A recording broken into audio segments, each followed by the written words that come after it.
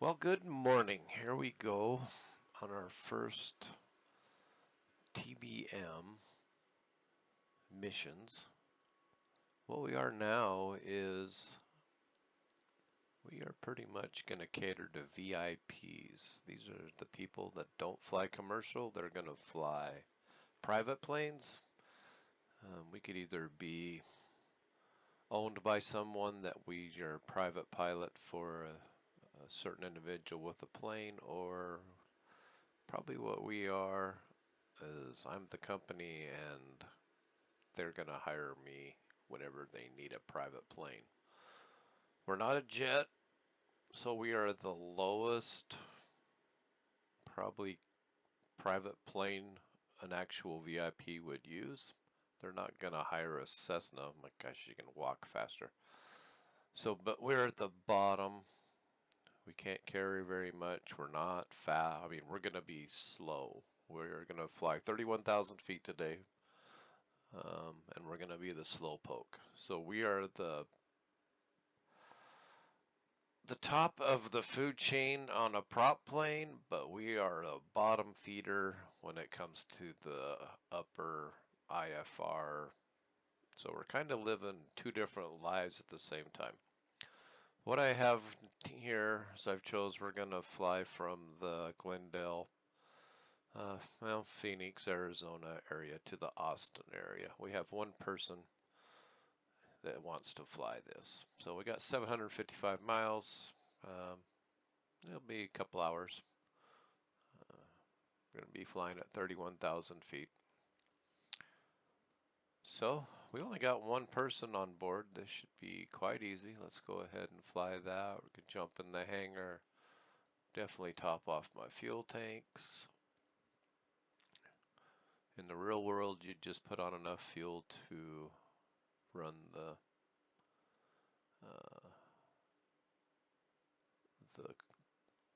minimums to get to your destination and have your reserves, but I like full fuel tanks. Okay. Looks like everything is ready.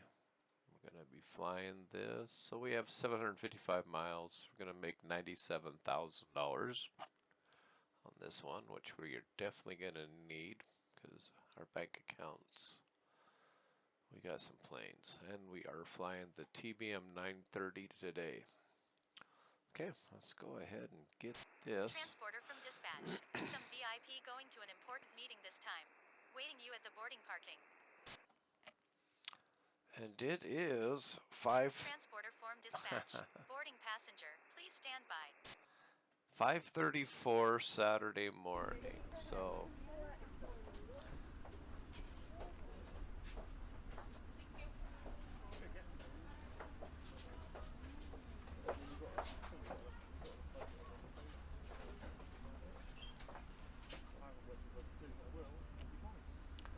okay, while they're loading us, seems like a little louder today than usual.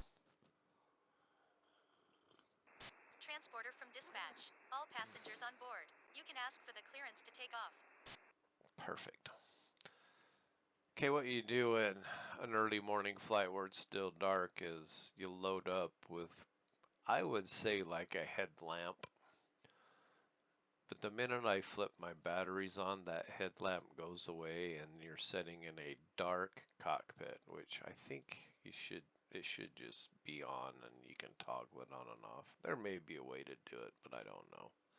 I never do know it. So first thing I want to do is reach up here and turn them lights on. So when I do turn my batteries on, you can see we got lights everywhere here. So there's actually light in the cockpit.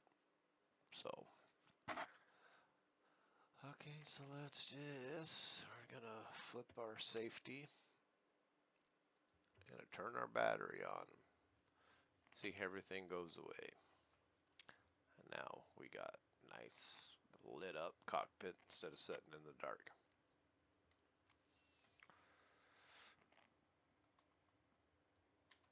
Probably in the real world, I'm going to be doing this before my VIP arrives. I'm going to probably arrive at the airport an hour, hour and a half early. I'm going to have the plane ready to go, pre-flight it, fuel it up, TOS system test. Okay. have it plugged in, because we're like a little mini airline. We'll have our power supply, external power, all hooked up and the heat going if we need it. Probably in this little plane I would have the FBO supply, maybe with this little breakfast sandwich or a pot of coffee, maybe some orange juice, so when the VIP does arrive they can either take a nap or enjoy a little flight. Can go either way. So alright, let's just start.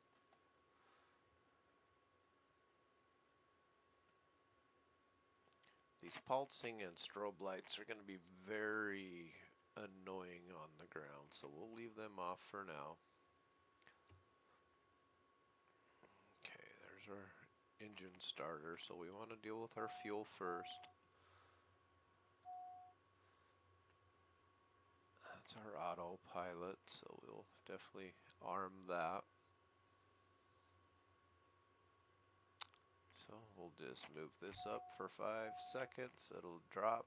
Starting process has begun. Aural warning. Okay. Let's keep shutting that alarm off until everything starts up nicely.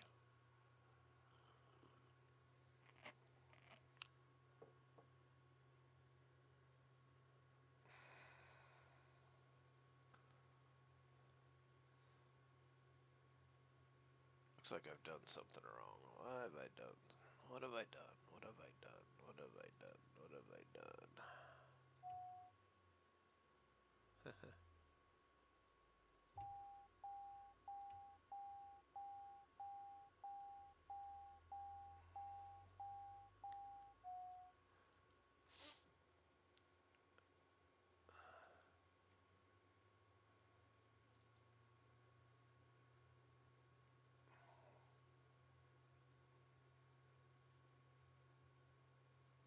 Oh, yeah, let's.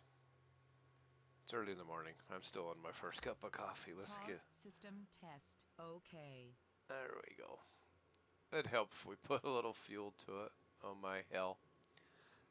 It's gonna be one of them days, I think.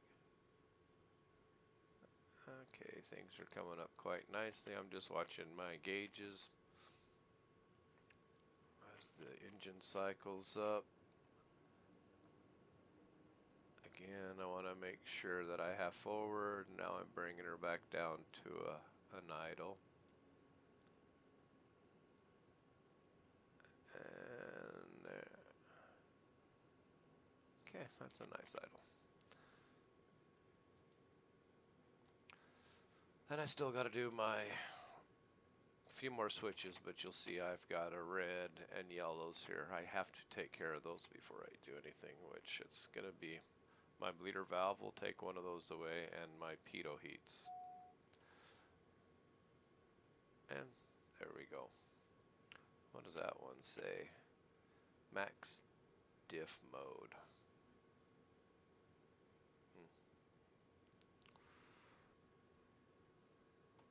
Let's see.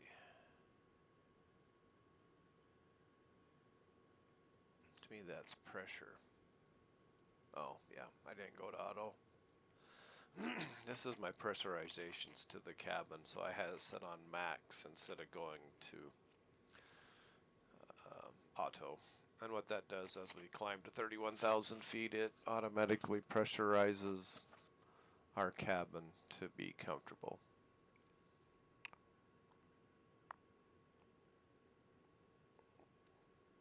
Okay, so I'm going to go ahead and set up here. I'm going to be going to our GPS system. We want all speed bugs on. PDF settings, I want the wind, I'm on option 3. What that does is just give you different options on your wind. I like option 3 because I know the wind's coming at what degree. So this arrow, it's basically coming off my right front at 4 knots. If you want to see a different option, there's your crosswind factor, I guess. You have like a 3 knot and a 2 knot headwind. And option 2 is just strictly wind speed and direction. But I kind of like having, I mean, the arrow tells you how it is to the plane, but option 3, I mean, it's all preference, what you like.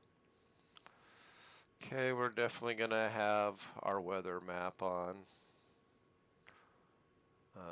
because at 31,000 feet at nighttime, we are going to want to know where our weather is and stay out of it. Okay, I think I'm liking this. Take me a minute to get back into. Okay, we're gonna turn our lights on.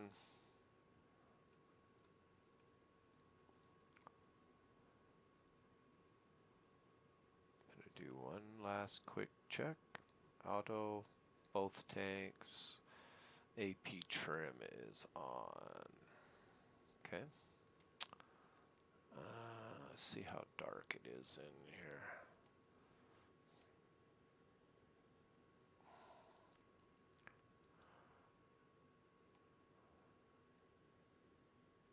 Okay, yeah, I got my.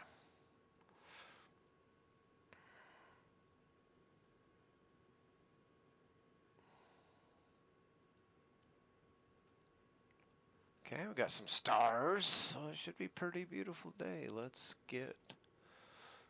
What do we want to do first here? Let's get our ATIS. Deer Valley Airport Information, Quebec, 12000 Zulu. Wind 030 at 7. Visibility, 10. Sky condition, clear. Temperature, 8. Dew point, 10. Altimeter tree, 0.23. Visual runway, 7 right, and visual runway, 7 left in use. Landing and departing runway, 7 right, and runway 7 left. DSR, aircraft, say direction of flight. All aircraft read back all short instructions. Advise controller, on initial contact, you have Quebec. Okay, we have Quebec, and now we know. Now let's get Deer our Valley Airport. IFR Deer Valley clearance. delivery Dair Sierra Kilo Echo Echo Tango Echo Romeo IFR to Kilo Bravo Alpha Zulu ready to copy. This is going to give us our IFR. Sierra Kilo Echo Echo Tango Echo Romeo is cleared to Kilo Bravo Alpha Zulu Airport as filed. Take off runway 7 right climb and maintain 15,000 feet. Departure frequency is 120.7 squawk 0101. Okay, we'll repeat that back to her. Dair Sierra Kilo Echo Echo Tango Echo Romeo cleared to Kilo Bravo Alpha Zulu Airport as filed. Take off runway 7 right climb and maintain 15,000 feet. Departure on 120.7 squawk 0101. Driver Tango Echo Romeo read back correct. Contact ground on 121.8. Good day. Okay, the most important thing that they given me is my altitude. So we're going to take off, and our first initial climb is going to be to 15,000 feet. So I put that into the autopilot, and they also gave me a transponder code of 0101, and I'm going to have it reporting my altitude. So we're going to enter that. So now that's plugged in. We'll put that back on. I usually have this one on a PDF and this one on a map, so I have two different screens that I can go to make my adjustments. And then if we ever have to go to Navcom, I'd probably have a Navcom up to switch all my frequencies and stuff, but I have that in my virtual cockpit here, so I don't need any of that. So, okay. Now, I'm going to go ahead and Do a taxi line. Now we got to contact ground. Let's get our taxi. Deer Valley Ground, Dare Sierra Kilo Echo Echo Tango Echo Romeo with Quebec ready to taxi IFR. Dollar Sierra Kilo Echo Echo Tango Echo Romeo taxi to and hold short of runway 7 right using taxiway Charlie cross runway 7 right Charlie. Contact tower on 118.4 when ready. Copy, Taxi copy. to and hold short runway 7 right via taxiway Charlie cross runway 7 right Charlie Dare Tango Echo Romeo. Okay, make sure our VIP is strapped in, and there's a probably pretty good chance he's sitting right beside me. And this kind of flying with one person, I do not need a co-pilot, so I can fly this plane solo. So he's more than welcome to come up, or she, whoever it may be, and sit right in the co-pilot seat, which would be an amazing day, I think.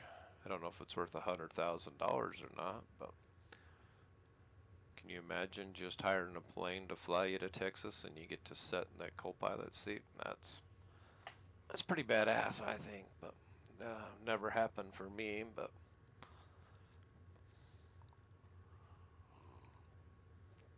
wherever they may be in the plane, they could be just ending their day after a hard night of partying and they're going to go to sleep, or they're early risers and they're going to enjoy the coffee. Don't enjoy it too much because there is not a restroom on this flight, so like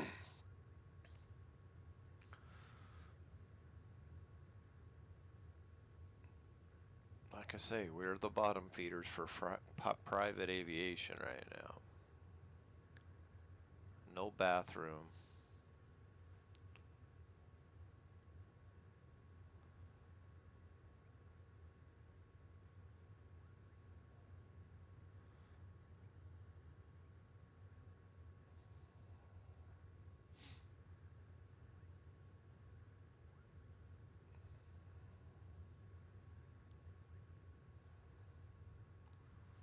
I like these early morning flights. We'll get to see the sun come up.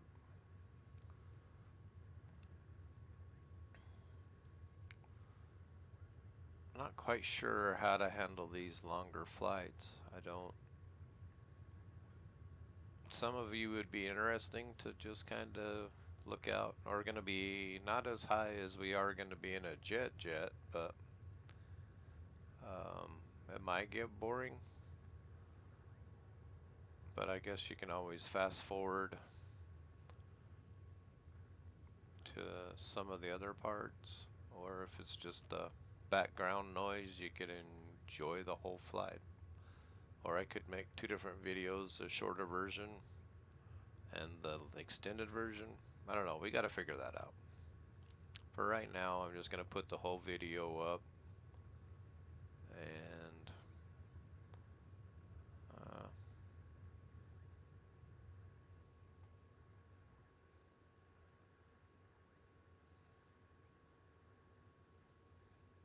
okay, here's our 7 right.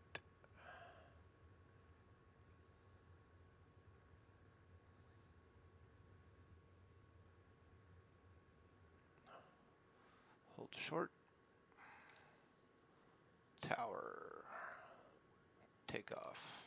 Deer Valley Tower Dare Sierra Kilo Echo Echo Tango Echo Romeo ready for IFR departure runway 7 right. Dollar Sierra Kilo Echo Echo Tango Echo Romeo altimeter 30.2 tree wind 030 at 7.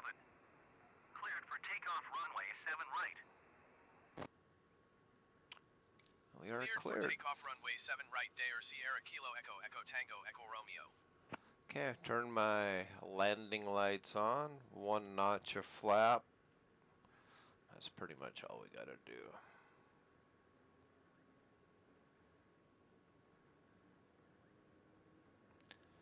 Check all my instruments, which I already have, but I'm going to double check again. One notch of flaps, both fuel tanks are completely full. Landing lights are on, taxi lights are off. Now that we're coming out here, we're going to turn our pulses and strobes on. Okay, let's take off. Let's get this going. Nice and easy on the throttle.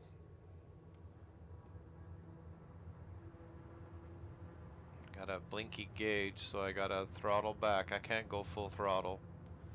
I'm gonna get close to 98% torque. There's our approach. Rotate. Tap the brakes. Gear Transporter coming from up. Dispatch. Fly safe. Ah, I forgot I can't use that. Okay. Oh, we're flying blind for a minute.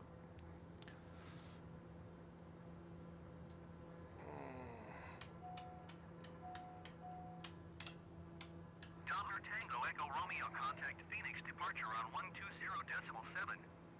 Good day. Good day. 120.7 for Dayer Tango Echo Romeo. First I gotta fly the plane, then I'll deal with all the problems I just had. Phoenix departure Dayer Sierra Kilo Echo Echo Tango Echo System Romeo is test. passing 2,400 Okay. feet, climbing 15,000 feet. Dayer Sierra Kilo Echo Echo Tango Echo Romeo, Phoenix departure altimeter 30.2 tree, continue as planned. Alright. I'm gonna deal with some problems here real quick like.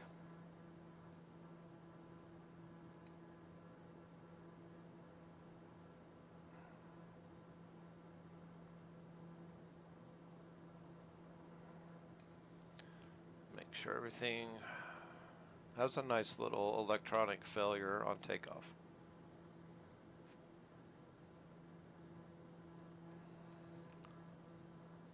So what I'm doing now is I'm just gonna get established on my nav course.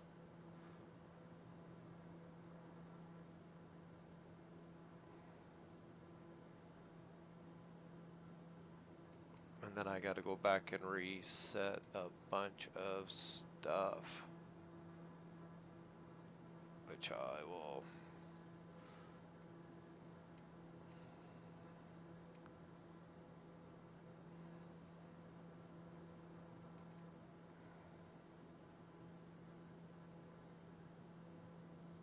Okay, we're climbing at 2,000 feet a minute. Remember, we have we got two different altitudes that we have to watch. Up to 10,000 feet, we have a speed limit. Once we're above 10,000 feet, that speed limit goes away. And then our next altitude is 18,000 feet. 18,000 feet is the magic altitude where you have to be IFR to fly above that. And you also, everybody goes to standardized barometric pressure. You no longer dial in the barometric pressure like we have been. Everybody goes to 299 or 2. And that's the last time you ever worry about it when you're above 18,000 feet. When you come below, then it's right back up to that person plugging in the correct number to get the correct altitude. That way, anybody above 18, you're IFR, and everybody is going to be standardized, which means if one guy has the wrong barometric pressure, you're not going to have your altitude separations, and you could have a collision. If everybody is on 299 or 2, everybody's going to be at the exact same altitude no matter what. So it's just a nice little safety precaution. Okay, we got our heading. So we're on our flight plan. I'm going to go ahead, now that we had a power failure, I'm really not sure what the I think the Autopilot's going to be fun. So we're going to go ahead. Yep. It's nicely picking up our. And I'm going to keep this speed. So I'm going to climb.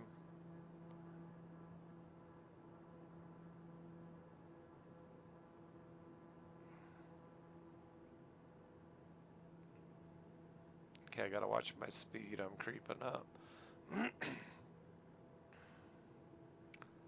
should be maintaining 157 for.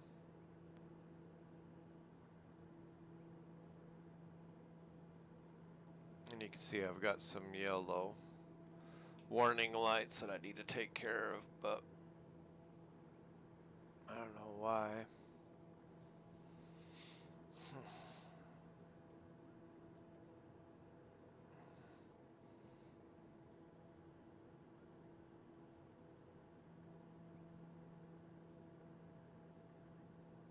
I should be climbing right now, and I'm really not climbing that fast. But okay, let's just, I need to get things.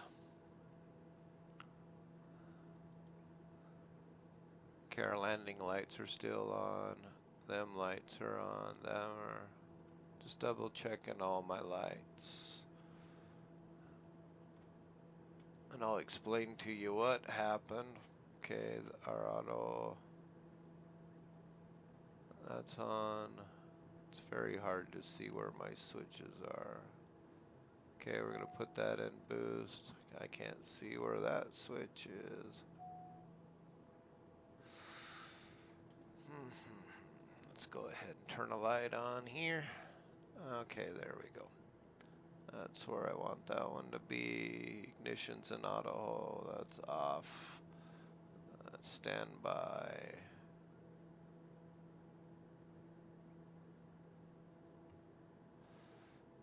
And battery. Okay, all them switches are correct. Now I'll go ahead.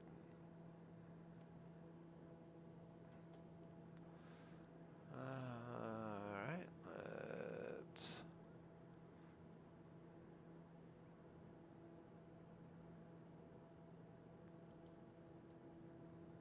I can't see my switches. Okay. That one's good, and that one's good. And my inert separator is on. That's off now. All flaps are up.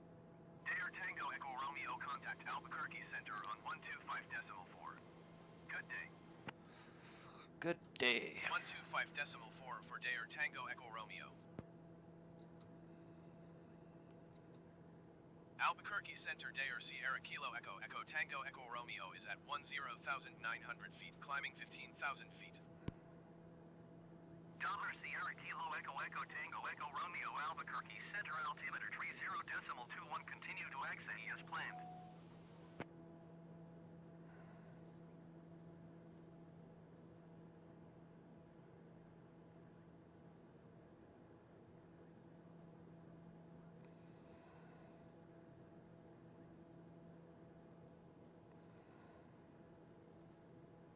That was a busy little takeoff.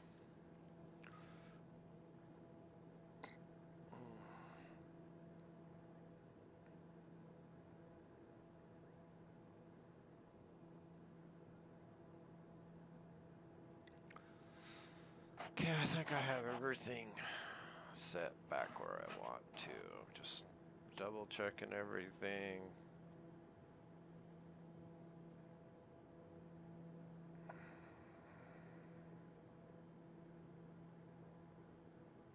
I have to find that conflict. Okay, we're good. Climbing out, we're almost to our next destination. Our destination, altitude.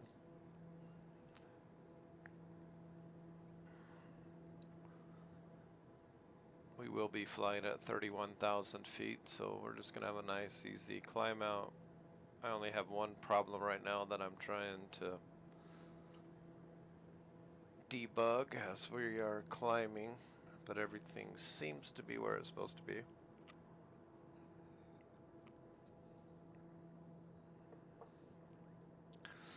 What that was a conflict in my virtual cockpit and my in-game, because I have all the switches and stuff out here next to my yoke, my throttle quadrant, and there's a bug somewhere in this plane. When I fly this plane, when I raise my gear, it shuts everything off, and my muscle memory just automatically grabbed my landing gear and flipped it up. I have to use my mouse and use this lever here. I won't have that problem. If I use my gear up on my my panel out here, you saw exactly what happens. It just shuts everything off. So we basically had an emergency electrical snafu on takeoff. First thing you do is fly the plane. All my gauges went away, but you just look outside, fly the plane, figure out the problem. I was still communicating once I brought my batteries back on. 210. Climb and maintain flight level 210 Day or Tango Echo Romeo. Okay, 210. We're above our 10,000 feet, so we no longer have a speed limit. So I'm going to go ahead and let it rise. I've got my torque. Now I can crank it up.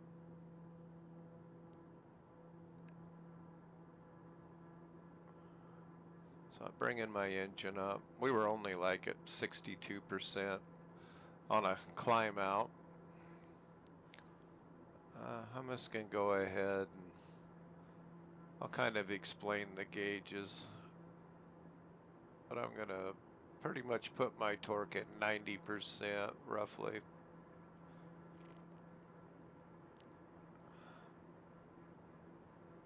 Alright, there's 90%.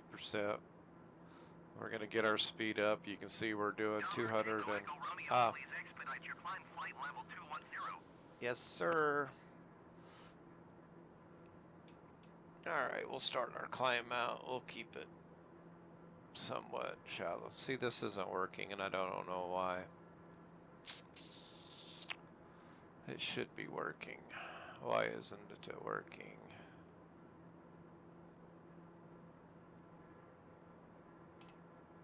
So I have a problem somewhere. This is going to be a buggy.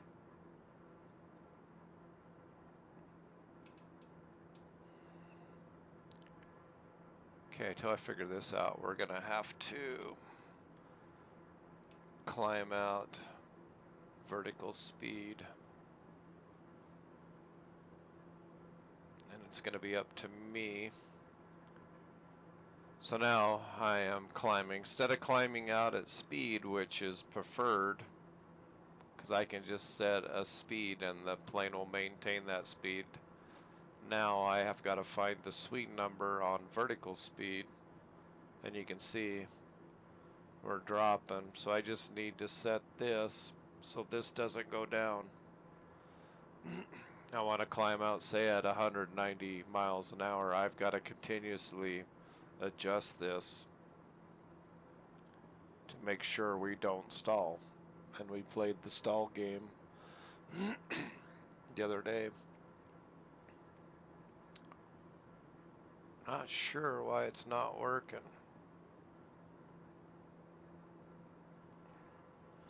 So right now we're going to climb out at 1,000 feet per minute.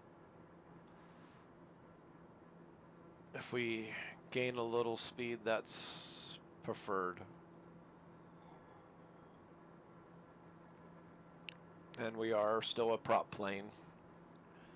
The higher we go, the more or less efficient the prop becomes, the more efficient the engine becomes, because it is a jet.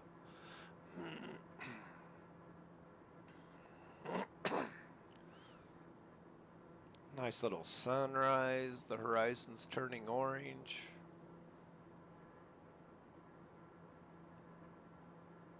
What's really cool, excuse me. dying here. When the sun comes up, and the sun just comes over the edge, the graphics on that, you get the wavy sun, like you're looking at the sun through the atmosphere. It's pretty cool. I'll point it out when the sun just comes over the horizon.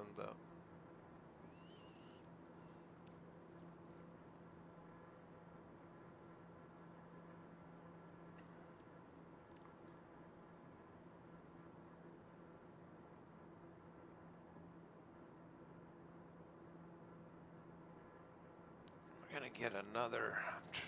One thing I want to try.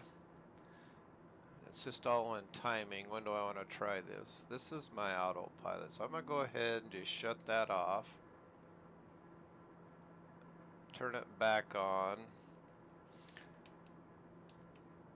It's kind of like I just rebooted this system. Now let's see if this button works.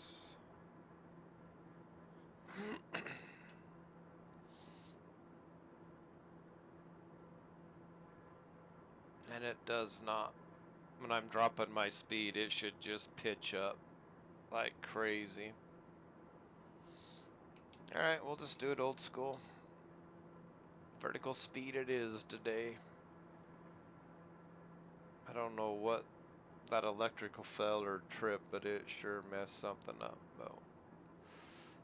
It's something that's really not gonna make the flight safe, so.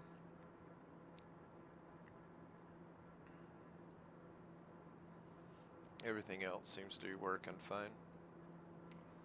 Oh, and once we get to 18,000 feet, this is when we gotta go to. I could shut my landing lights off. Delta Tango Echo Romeo, contact Albuquerque Center on 132.35. Good day. Good day. 132.35 for Dayer Tango Echo Romeo. Albuquerque Center Dayer Sierra Kilo Echo Echo Tango Echo Romeo is at flight level 195, climbing flight level 210. Delta Sierra Kilo Echo Echo Tango Echo Romeo Albuquerque Center. Continue to exit as planned.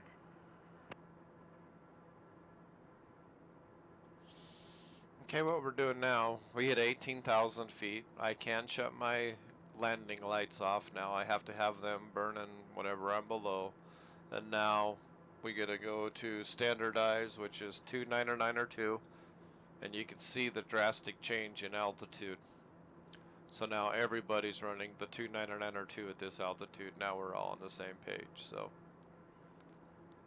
but you got to remember 10,000 feet speed limit, 18,000 feet standardized, lights off, and you're pretty much getting into your cruise. And IFR above 18.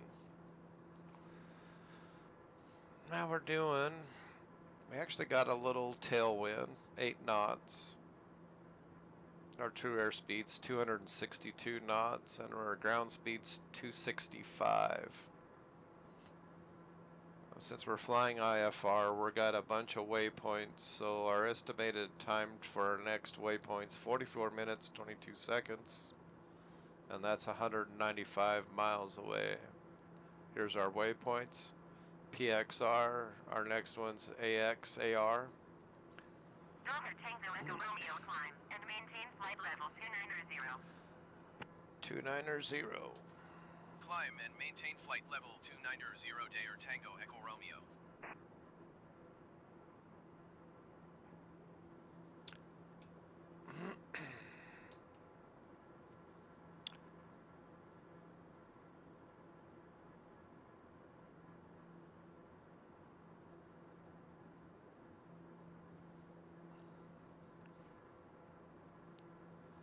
And it gets kind of strange the higher we climb. There's less air molecules, so that's why we have the two different speeds. That's why the plane is indicating 289 knots of wind. but we're actually true airspeed's 268. But as the higher we go, this number will drop, and we cannot fly as fast indicated airspeed the higher we go. We're way below our arc here. I'm in the 187s, and you can see it's green way up here, but there's a little yellow, you know, on all our speed indicators so far. They've had the little yellow. It's going to start coming down the higher we go. Once we get to 31,000 feet, this is about the number. I think it's 190, 95 is as fast as we can fly, indicated airspeed, but this number will rise. We're going to be close to 300 miles an hour once we get up to altitude, but this number is going to be lower.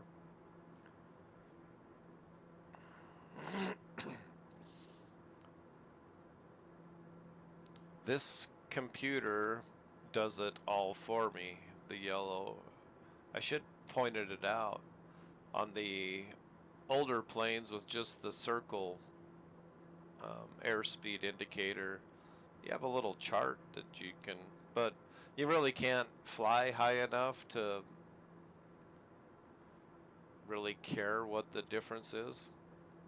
You just know it's going to go lower, but once you get into this altitude,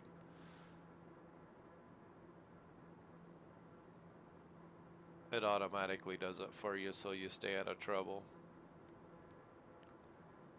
That's why I'm kind of just letting it drop down. We're still climbing 1,000 feet per minute, and we've dropped 7 knots.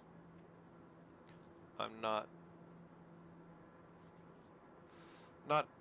worried about stalling quite yet, but we got to pay attention so we don't forget. And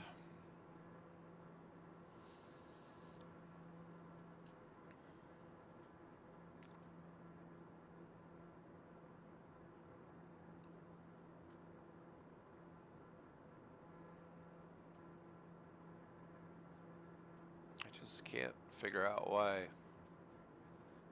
our speed isn't working.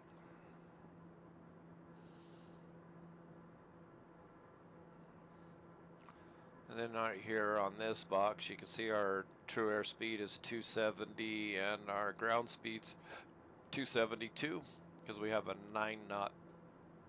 It's not a tailwind. It's hitting us at the side, but it's not that the wind's pushing us. It's actually we're on the wind and it's moving, so we benefit from the wind moving because we're basically walking on a moving sidewalk right now. And that's pretty much how the upper airflows work for you. It's like being in an airport and walking on them moving sidewalks. If you got a headwind, you turn around and walk against it. Romeo, contact Albuquerque Center on 125.4. Good day. Good day. Going to 125.4 Dayer Tango Echo Romeo. Albuquerque Center Dayer Sierra Kilo Echo Echo Tango Echo Romeo is passing flight level 255, climbing flight level 290. Dollar Sierra Kilo Echo Echo Tango Echo Romeo Albuquerque Center. Continue to exit E as planned. It's just like walking on that sidewalk. So if you're walking the wrong way on it, you're going to go really slow, but you're walking the same speed.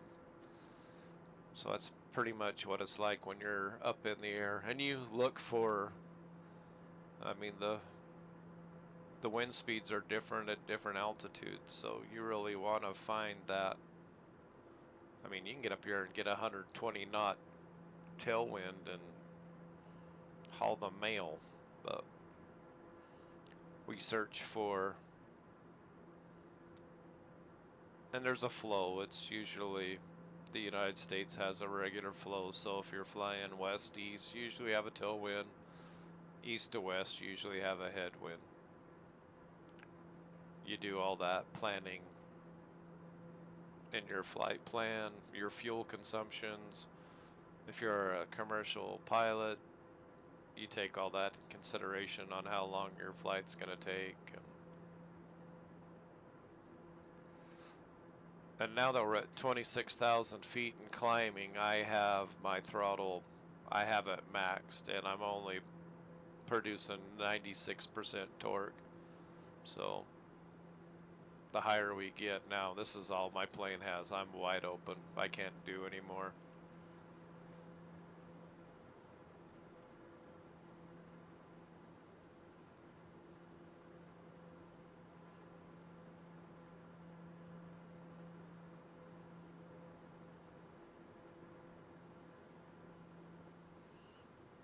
So we're almost at cruising altitude of 31,000.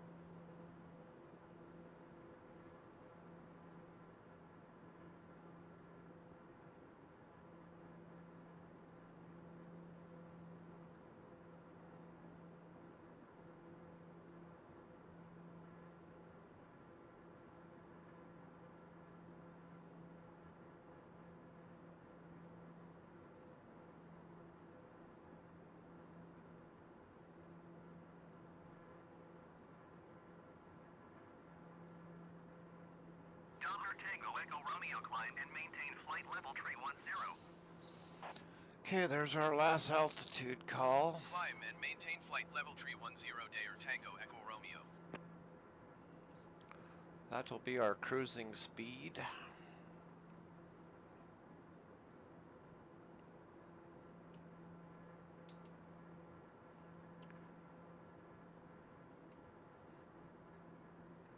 And 1,000 feet per minute's been working, so I'm wide open now, so I may have to, but I think we'll get there before our speed becomes an issue. Now we're doing 302 knots ground speed.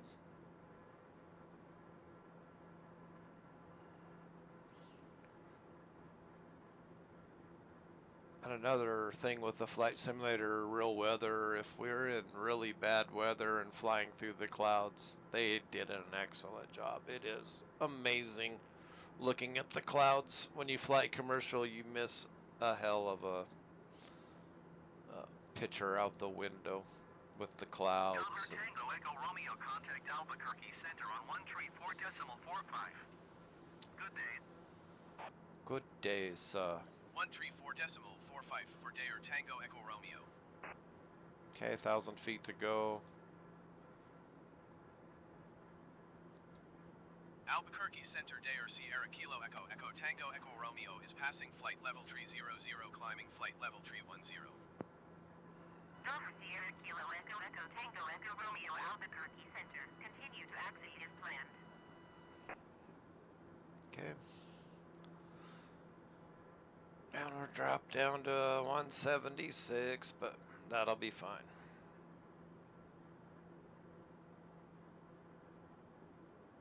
I'm gonna level off.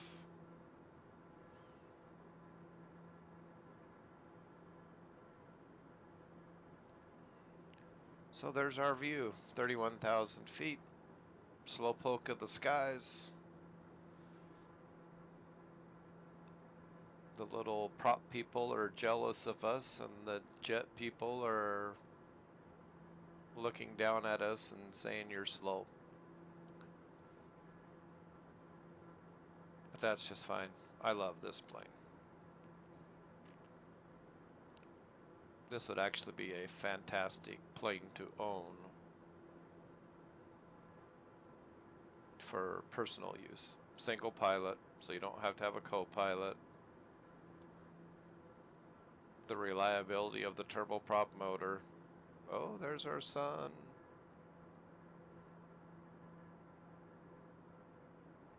Of course, it's not going to be the only time you want the sun in your eyes. It's not going to be in our eyes. Oh, there it comes right there. Now watch the graphics as the atmosphere just kind of rolls the sun as it comes up. Has that wave look effect.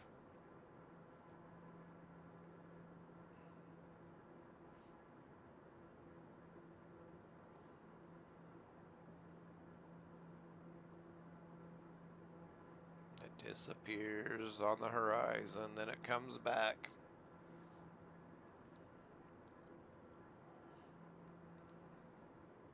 But we have our aviator glasses on, so this isn't bothering us.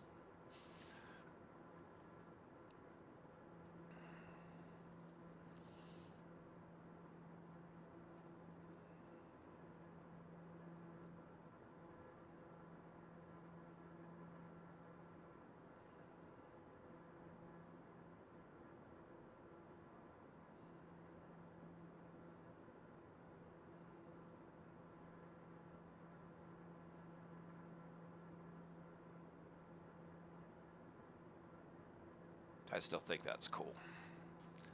I love early morning flights. And when I do this all real time, I actually get out of bed at 5 o'clock in the morning to fly.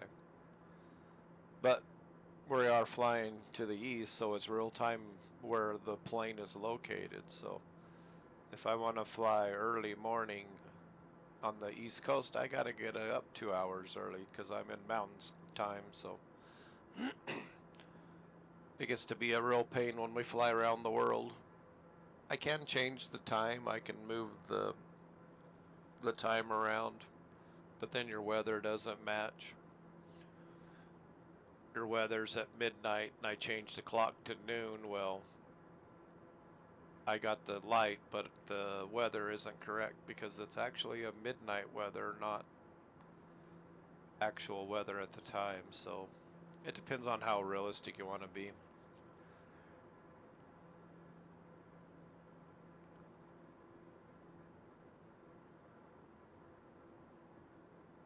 But when we fly Europe and that, they're Germany's 8 hours ahead of us, so it kind of works. If I do an early morning flight, it's actually afternoon, noon there, so. But when you get over to Australia and China and places like that, then yeah.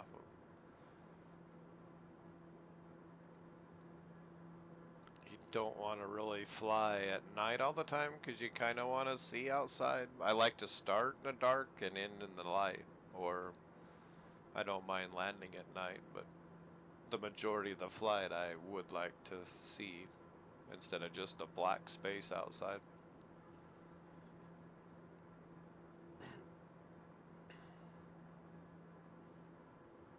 Because I am one of them people on a commercial flight that just sit there and stares out the window the whole flight. I like to see.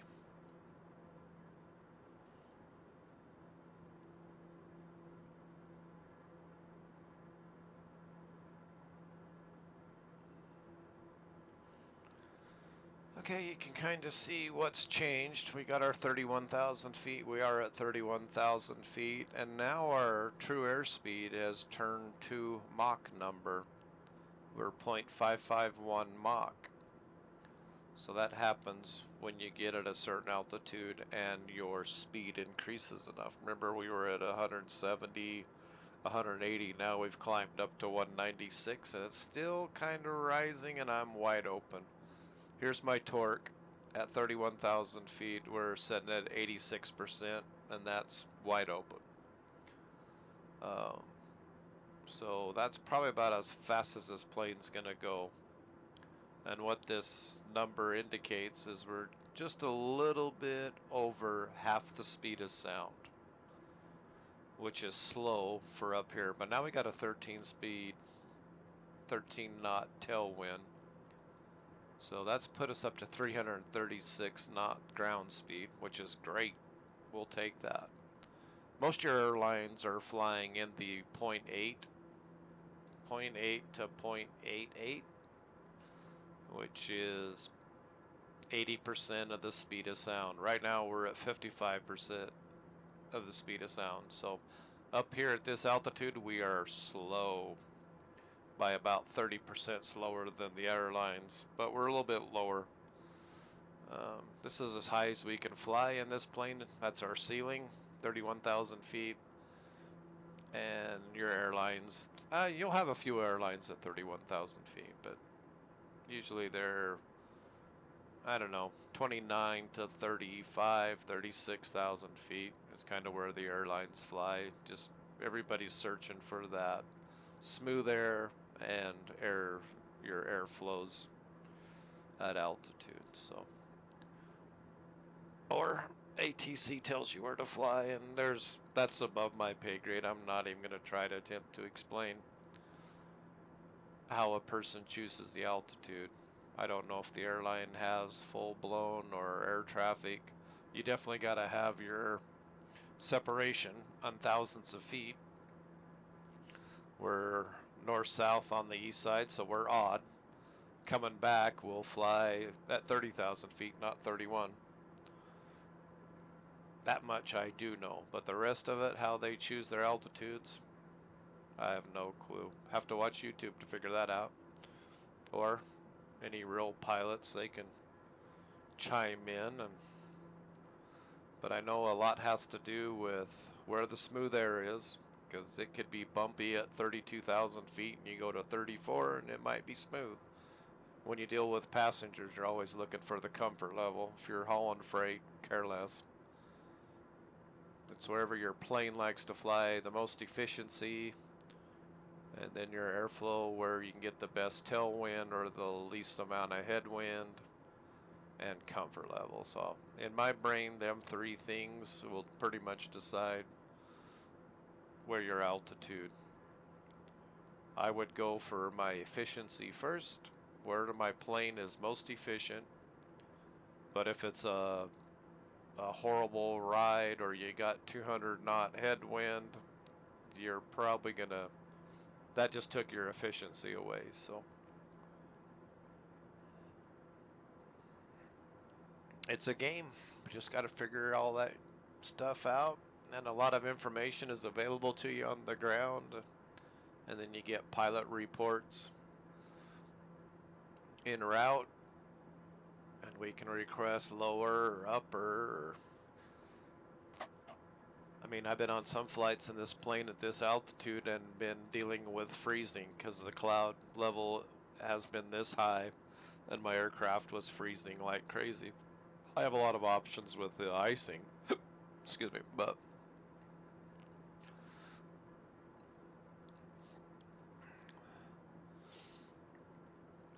right now the only icing I need is my pitot heat, because it is 47 below Celsius outside right now at this altitude. And the ISA temperature, and again that's the standardized temperature above sea level, we are 1 degree colder than we should be, but it's 47 below Celsius outside. Cold. It's cold up here.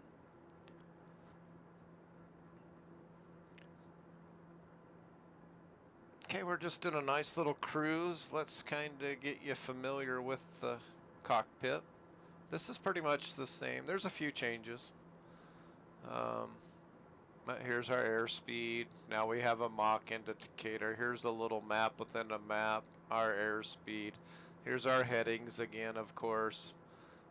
This is the distance between our waypoints, coming from, going to. We got 90 nautical miles. Barometric pressure and our altitude. And then all of our little bugs here to change the settings here, which we do here now. Here's our de-icing system. Here's our pitot heat. Those are always going to be on no matter what. And what a pitot heat is, it's a little tube with a hole in it, and the air outside gets rammed into that little hole, and that's how the plane knows what the speed is. So it's saying 196 knot of wind is going through that little hole in that little tube. Now you have heat on there because it doesn't take much for something to freeze and plug that little hole. If that plugs that little hole, this goes to zero and affects everything on this plane because now it doesn't think it's flying. So this is very important. Pretty much you always have your pitot heats on. The inert separator, this is only on jet engines, and what this does is if I'm at low altitude, you just flip it on. I'll get a warning that it's on now. Now my engine's less efficient, but what that does is basically the air coming into my jet engine is diverted. I'm trying to think the proper way to explain this. In my brain, I know how it works, but sound intelligent. Because at the front of the plane, there's this like big scoop sitting there, and with the inert separator open, all my air comes right into the jet engine right there. But if I'm in weather, or if there's gravel or anything, you want to flip the inert separator on so it closes that off so I'm not sucking a bunch of crap into my engine. Once I am out of the icing, out of debris, once I get up to altitude, I can shut that off, and then all the air to my engine's coming through that like a hood scoop, like on a badass car or something. So that's what an initial separator. Bad weather, crappy conditions, you flip that on. Windshield de-icing, prop de-icing. There's an ice light on my wing, so at nighttime you can just flip that on, and then at nighttime you can look out across your wing surfaces to see if you're accumulating ice or not. And then we got a airframe icing. A lot of this I would have to study to see. You're going to have multiple ways. You can actually have heated surfaces, like your prop may be heated. Your windshield's going to be heated, or it could be a glycol. It could be actually squirting alcohol across your surfaces to de-ice the plane. Every plane is a little bit different. This may be all heat. I'm really not sure. Usually, if it's alcohol system, you'll have pump settings, whether you want it at max or lightweight. Because basically the ice system is just to take off and to land.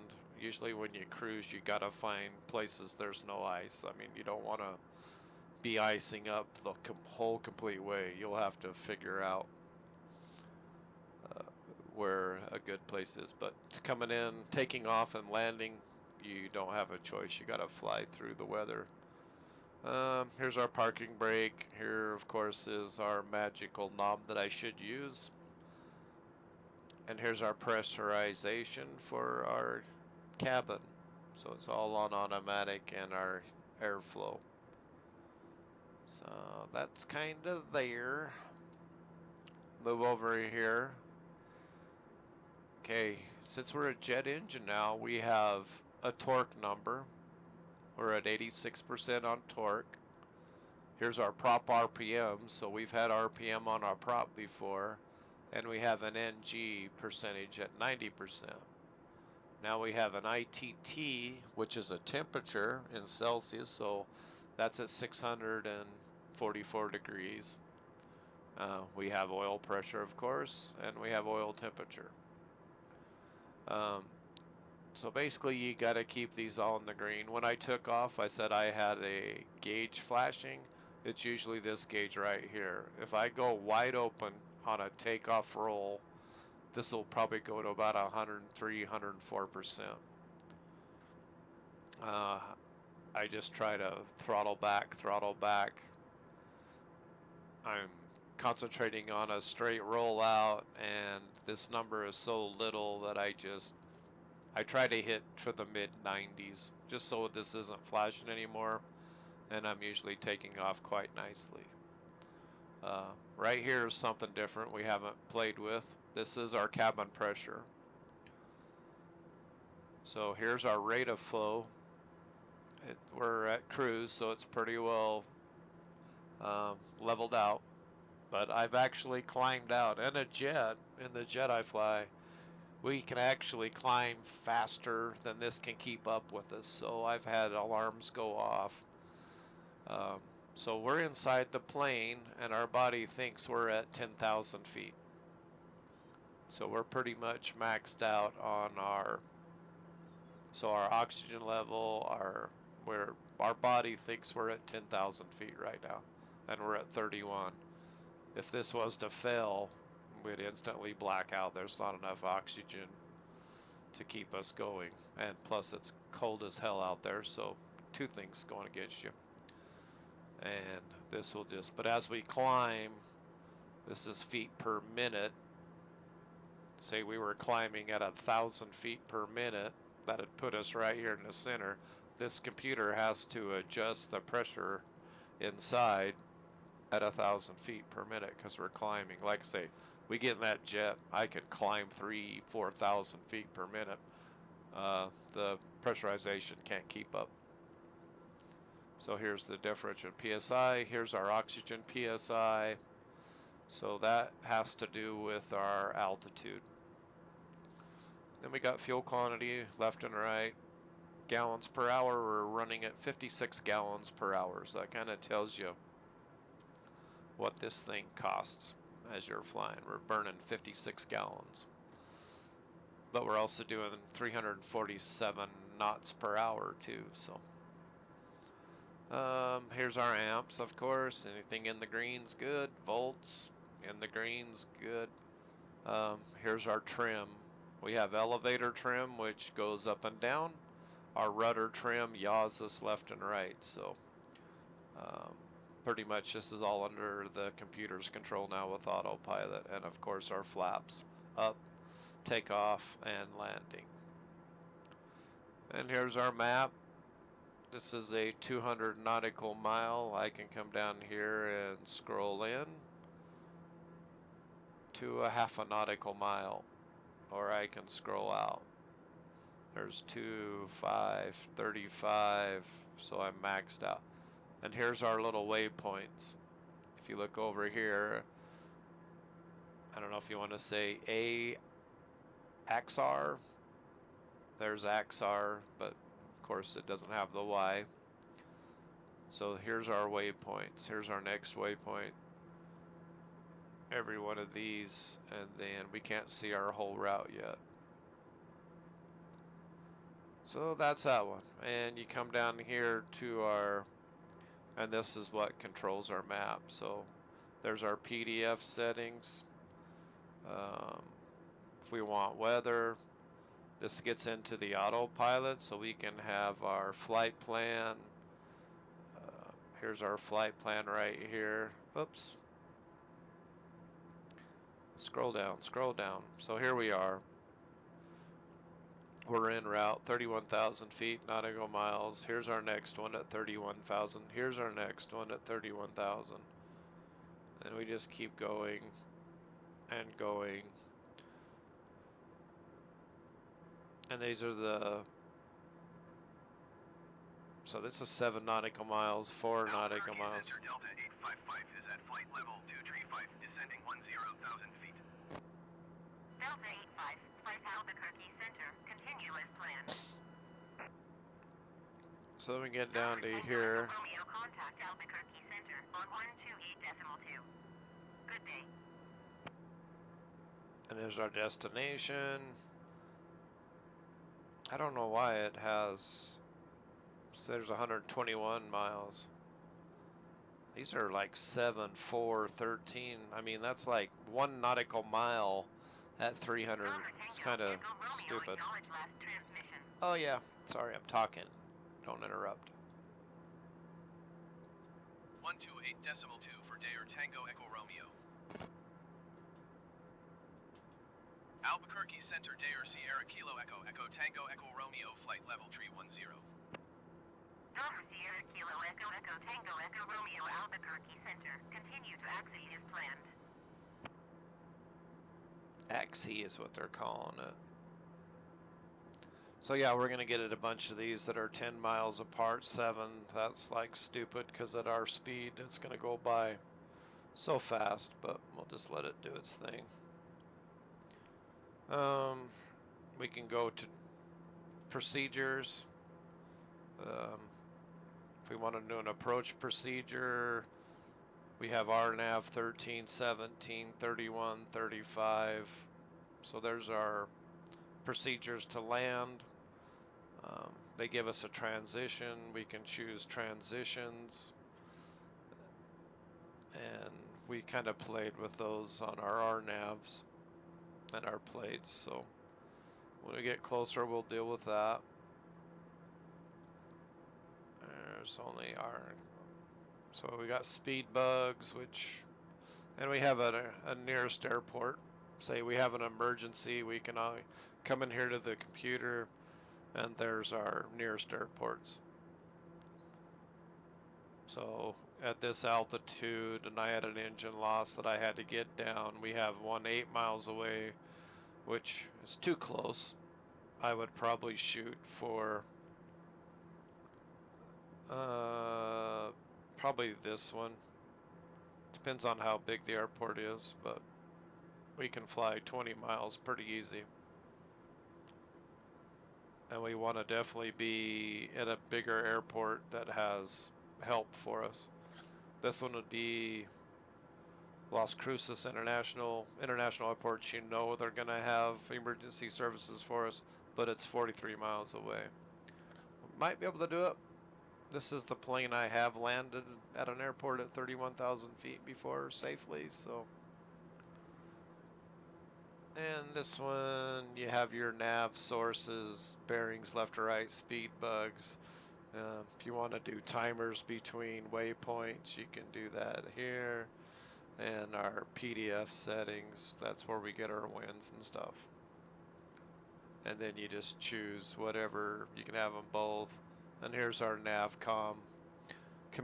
Communications, standby, active. You have your transponder. That's all incorporated in one. So that's that one. Then here, of course, is your autopilot. And here's just a duplicate. You have your artificial horizon, which is the same as this one, and you have your speed indicator, which is the same as this one, and this all incorporated in a, it's just a backup. So if this does go blank, you have redundancy. But you have heading, approach, nav. So we're set at nav. Here's how I can change my heading bug, my course bug. There's my bank angle to make it half nice and comfy.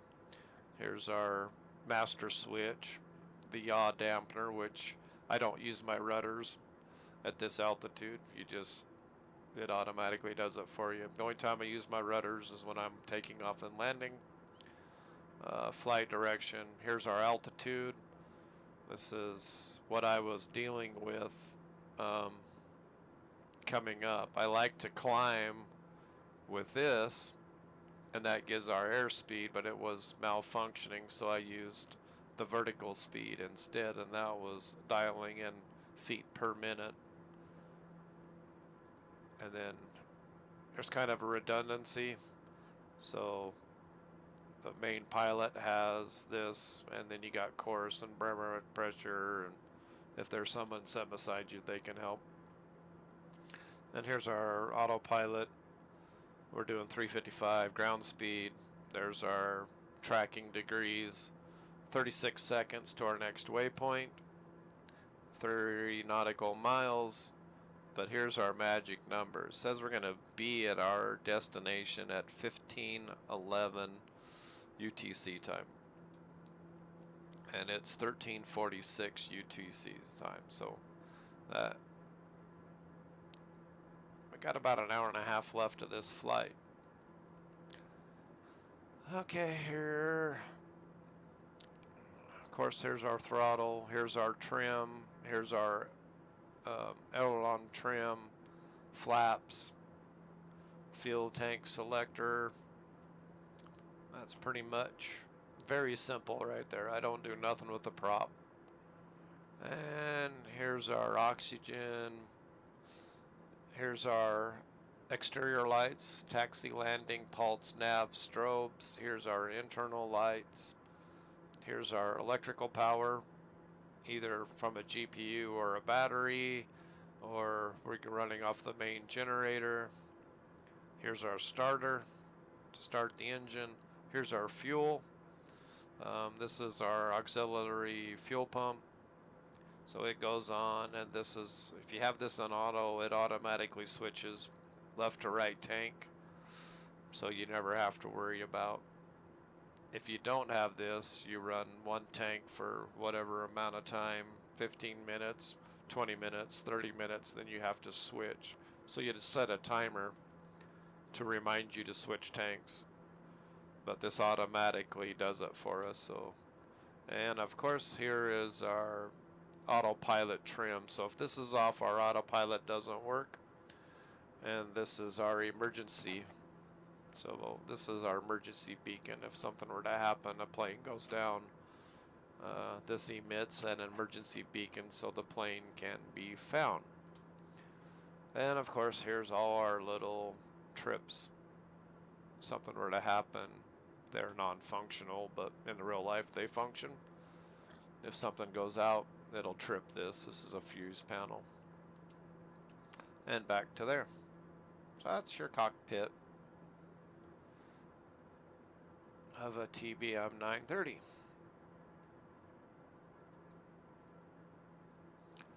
And now the sun's come up and we haven't been flying the plane.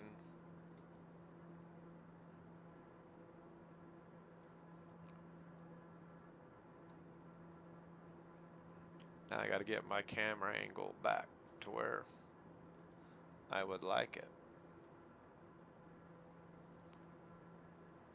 And that ball right there on that wing is actually a weather radar. So it looks out forward just like everything and brings us our weather in. Nice leather seats.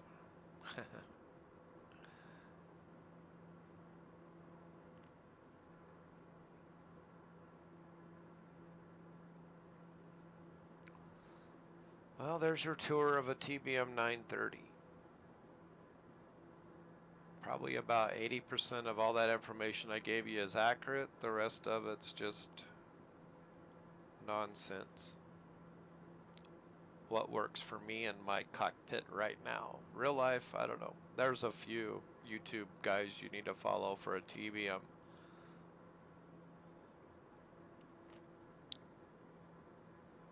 That he's doing exactly what we're doing. Grab one or two passengers and fly them short distances, and Steve-O Knievo. He gets to do this in real life. I just get to play.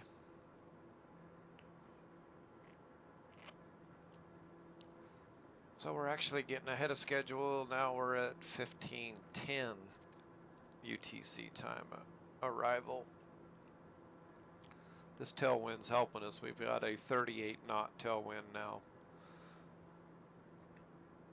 So we were actually doing 361 knots on the ground.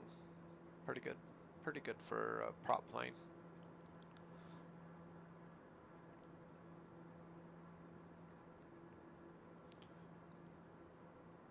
Now if we did this in our twin Baron, this would have took us most of the day, 4 or 5 hours, and we're going to do it in a couple hours on this. And if we had a jet, we'd do this like in an hour and a half, 2 hours. But it costs a lot more.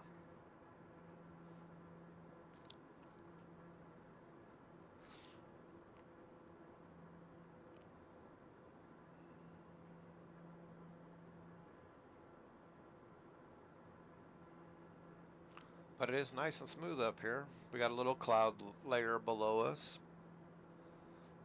Now we're 1 degree warmer ISA temp. So it's a little bit warmer than it should be. But it's still 46 below zero.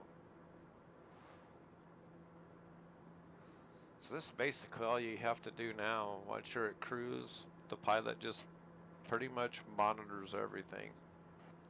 Not a lot to do. Enjoy the view. Make sure everything's where it's supposed to be. And if things start going south and going wrong, then you have about 5 to 10 minutes of flight time to figure out what you're going to do before you hit the ground.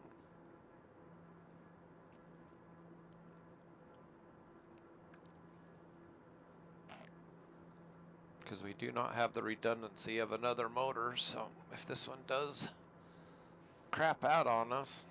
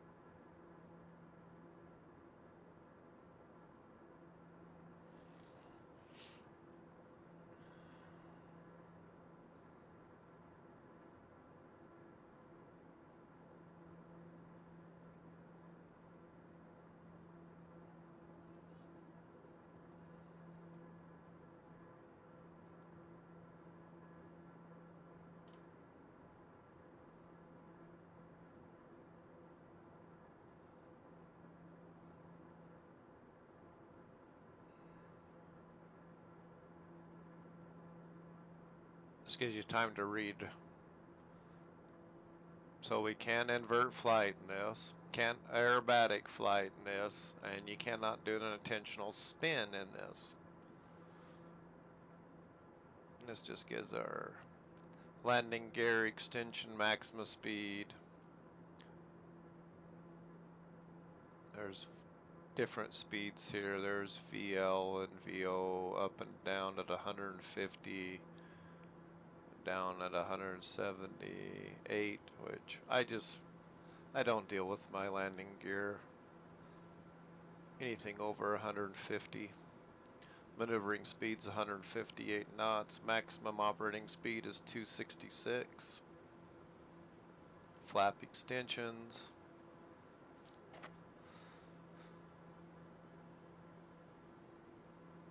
So there's your speeds, but anything under, I like to be anything under 150 to deal with my landing gear, and I usually don't even mess with it until 130, 120.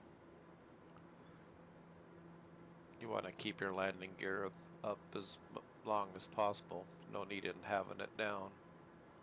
It will help bleed some airspeed off if you are going too fast. You could drop your landing gear just to create some drag, but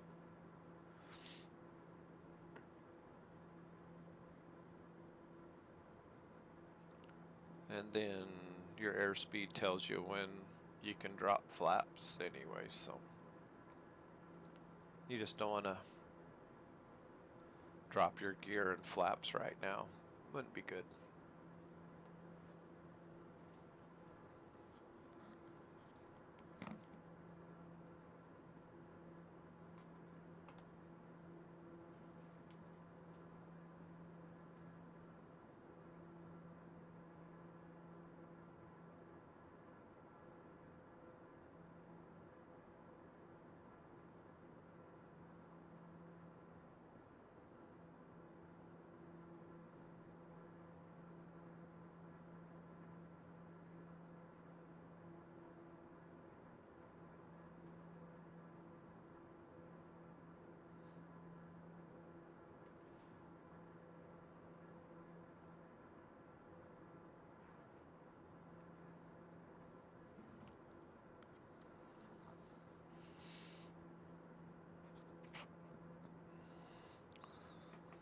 That's a nice little gradual turn.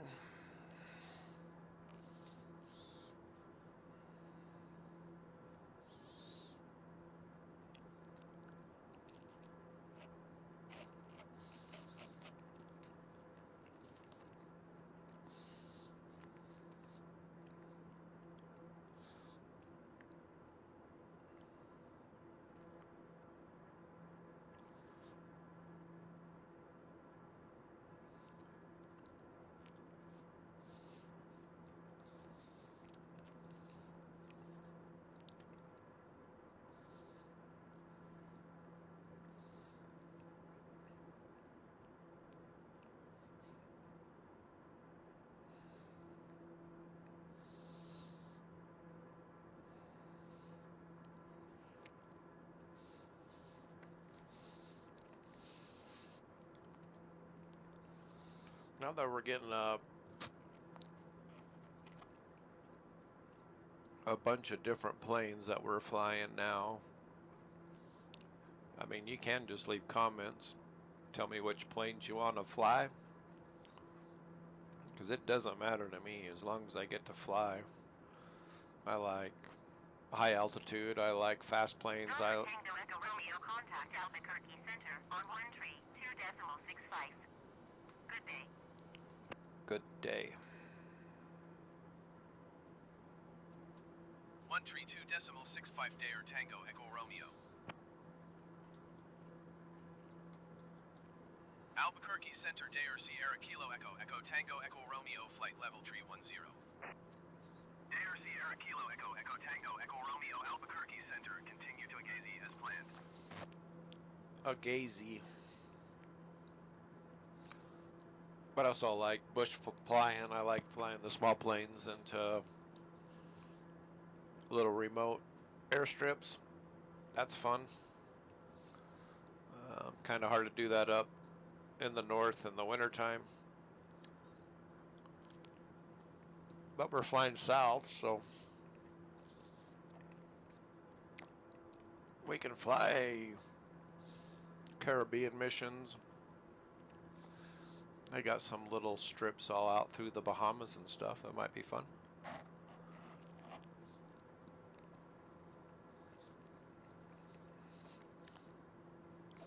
Or we can fly anywhere in the world. I'd like to fly around Australia.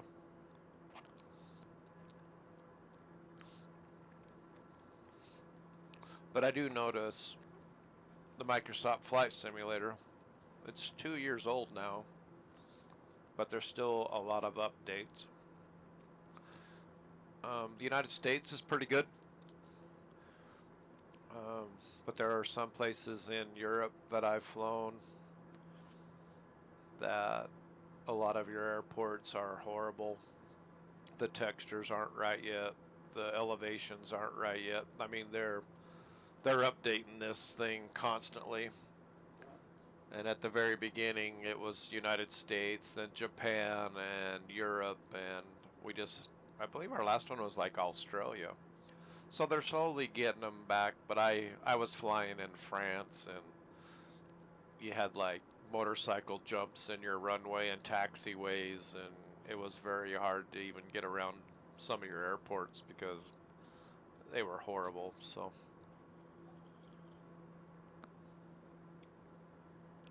but it's absolutely amazing flying back in Europe. Your weather is total crap. You're always in clouds and cold and rainy, and so aviation's kind of a challenge over there. But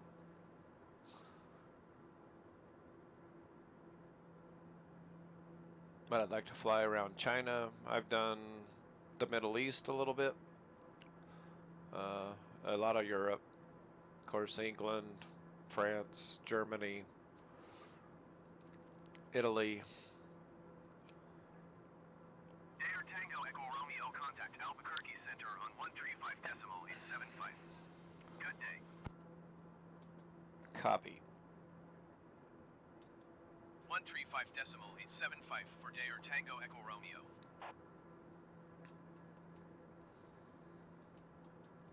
Albuquerque Albuquerque Center Dayer Sierra Kilo Echo Echo Tango Echo Romeo Flight Level Tree 10. Dover Sierra Kilo Echo Echo Tango Echo Romeo Albuquerque Center. Continue to Agassiz as planned.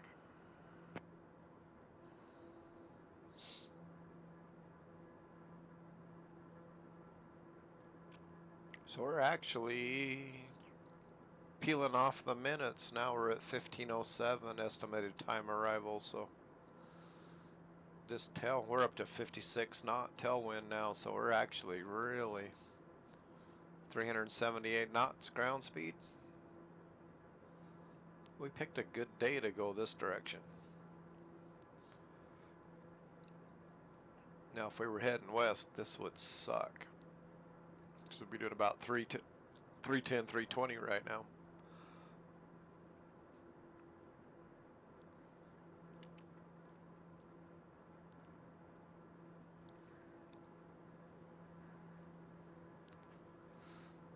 So yeah, comment, let me know if you're interested and you're watching this, kind of what you want to see. I mean, we could even jump in the big commercial jets if you want. I haven't done a lot of flying. I'd have to take a little time away from the camera to learn how to fly them. I've flown them in past simulators, but there's a lot to learn to fly these, so I'm pretty proficient in a handful of the planes. So but you get into them big jets, there's a lot of buttons to learn just to start it.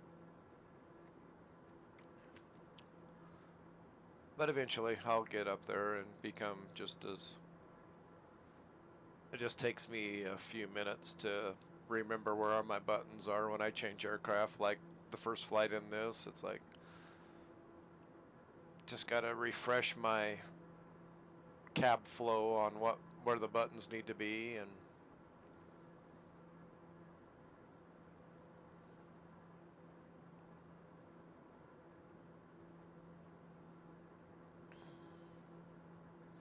about the only plane I don't fly consistently is the twin engine, the King Air 350. I don't know. I don't care to fly that plane. I'll fly it just to get my qualification, but then I usually just sell the plane. I buy it, get my check mark, because I like to have all my check marks, and then sell the plane, and I never fly it again. And I don't know what it is, but King Air's a great plane, but I just I don't care to fly it.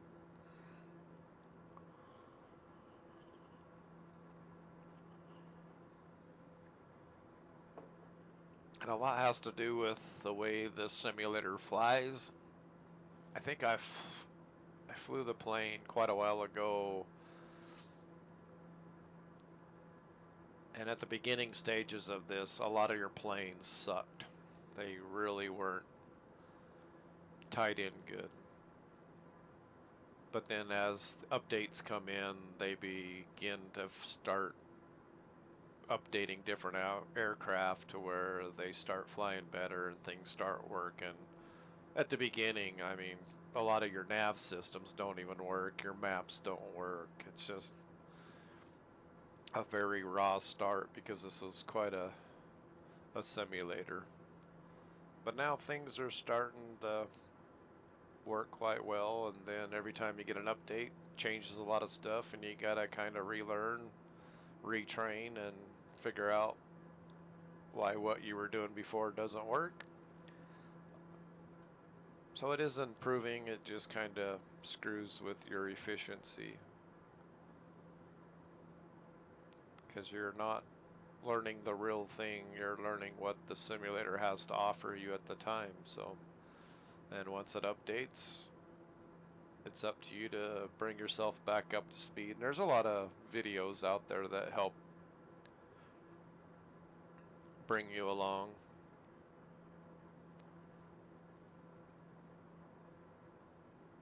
And everybody's doing the same thing at the same time, so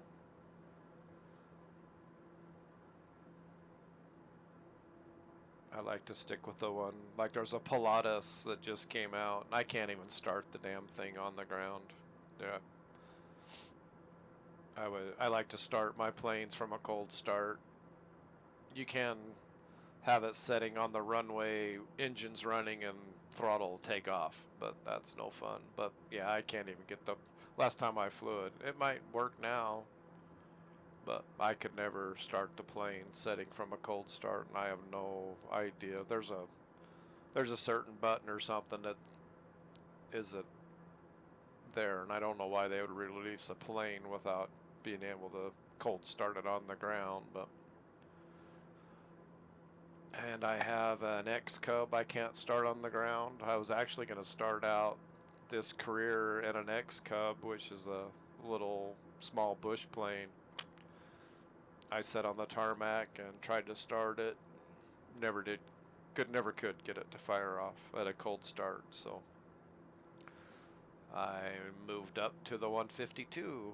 So before I started this, I wanted to get, because I had never flown the X Cub, the one that I chose. It was the new one that was out, but I tried to start this career with the smallest plane available, but when you can't start it, it's kind of hard to fly. So the 152, the 172, those were always really stable airplanes to begin with, so I'm very familiar with flying those.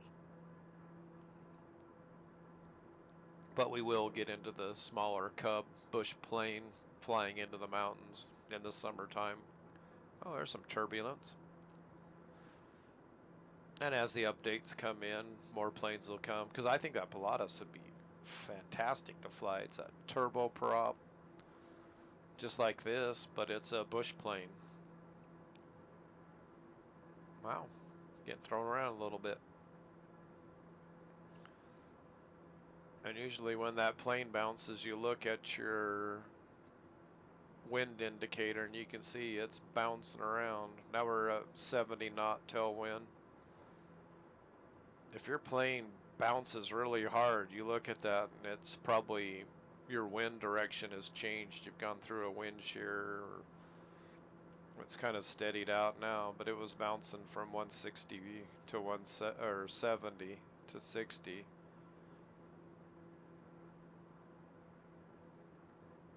Basically, turbulence is just the wind waves up in the air. So if you see your plane bounce really hard, I look right down to see what happened to my winds. Did I increase? Did the wind direction change on me? Because we can go from a 70 tailwind to a 70 headwind in one big bounce. So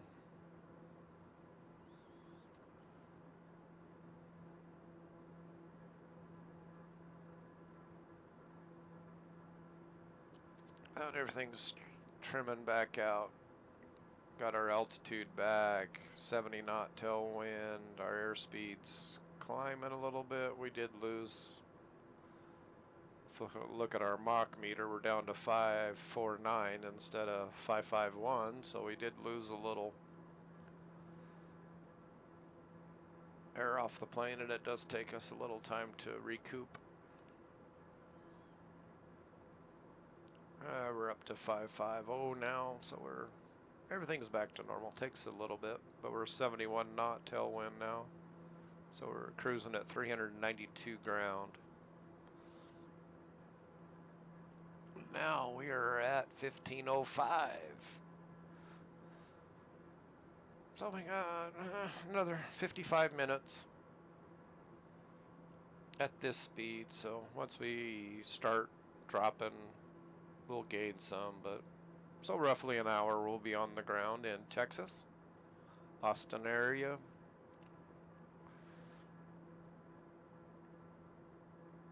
And if you're Steve-O Knievo, when he's flying this plane for real, it's coffee time. He will not drink anything until 1 hour out, since there's no restrooms.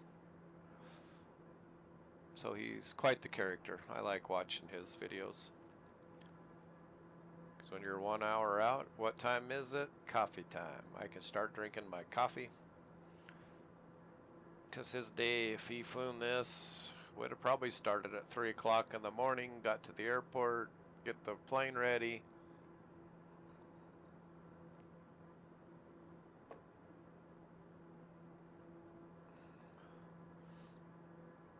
It's not like you just walk on there, the plane's ready to go, and you just sit in the captain's seat and away you go. It's pretty much your FBO helps you out, and there's a lot of different FBOs. If you don't know what an FBO, it's a fixed base of operation. There's places where private planes, it's basically terminals for private planes, and they're, depending on the airport, there may just be one, there may be none, or there could be multiple different, and it basically services the private sector, from your little Cessnas to your big corporate jets. And there are some very nice. And when we get into our bigger private jets, then you'd have staff on board. You have a co-pilot, pilot. You have a person in the back taking care of every need they have. You'll have food service. You'll have alcohol on board. I mean, you'll have absolutely everything. So the plane will be stocked. You have water, wine, champagne, beers. You can have scheduled food. So you can serve dinners. I mean, it's money talks. Whatever you want, you're going to get. And so, of course, we're too small. You throw a burrito back at him and have a cup of coffee or a can of beer. That's about all the service you're going to get on this flight. But yeah, when you get into the bigger corporate jets, private jets, you can have lobster and caviar at 40,000 feet. It's just going to cost you.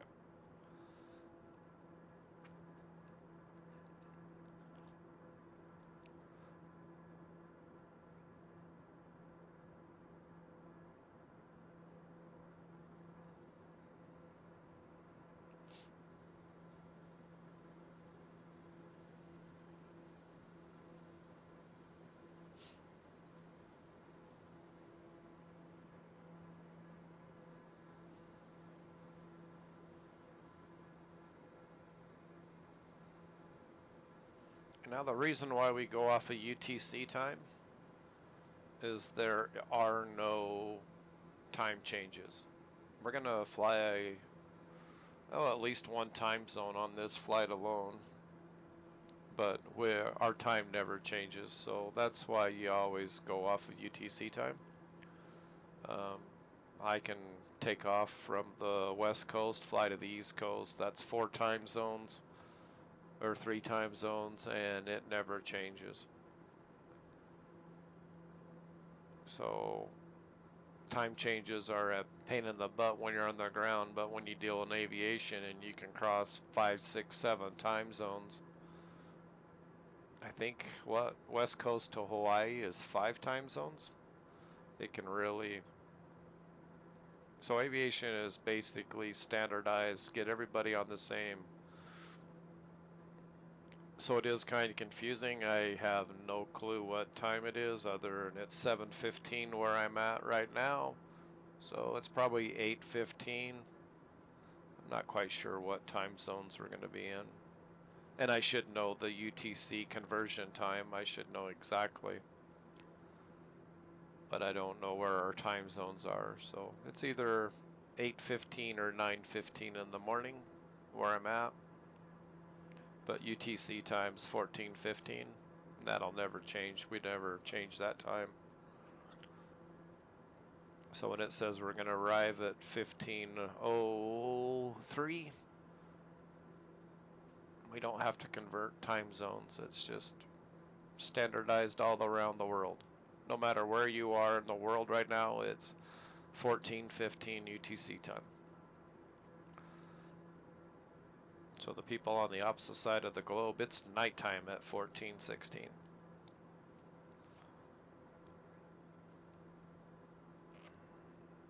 Oh, we're up to 407 knot ground speed with an 84 knot tailwind. Nice. booking it.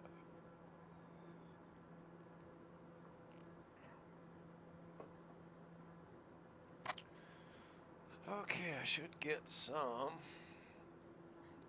homework done here because we are going to be flying into, what's our airport we're flying into again? KBAZ. KBAZ. Oh, wrong keyboard. Sorry. Gotta get to this keyboard. Multiple keyboards, multiple computers. Make sure I shut the autopilot off because I was typing in KBAZ on the wrong keyboard.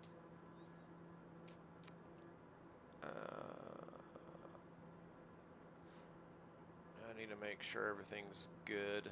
It's kind of wobbling back and forth. Alright.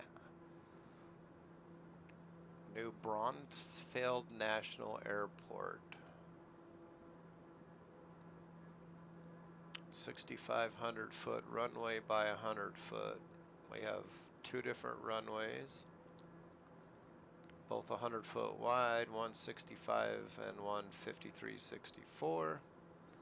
Runway 1331, runway 1735.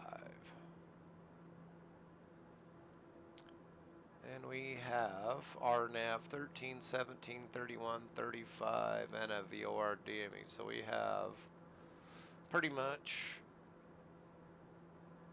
instrument approach on all runways. Not that we're going to need them today.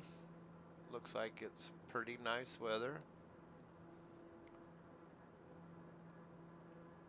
So we'll let them decide what we're going to do, if we're going to do a visual report or an actual procedure.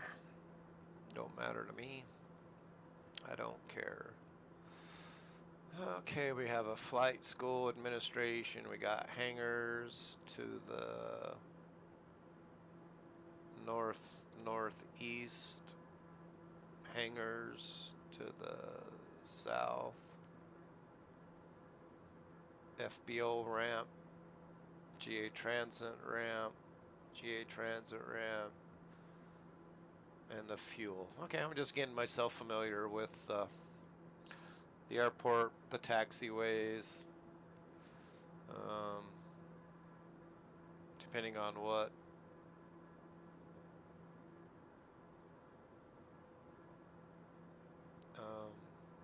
runway we are going to be landing at.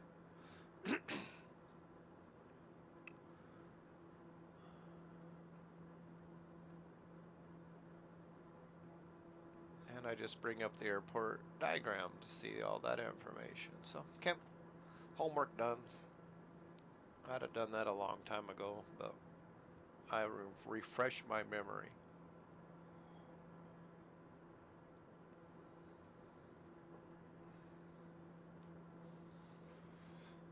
Because we should be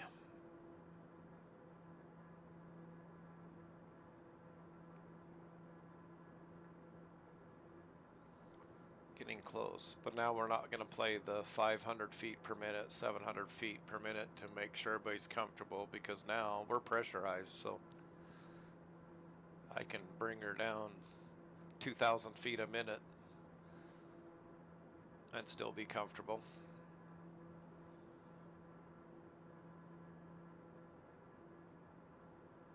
It just kind of wobbles when we do a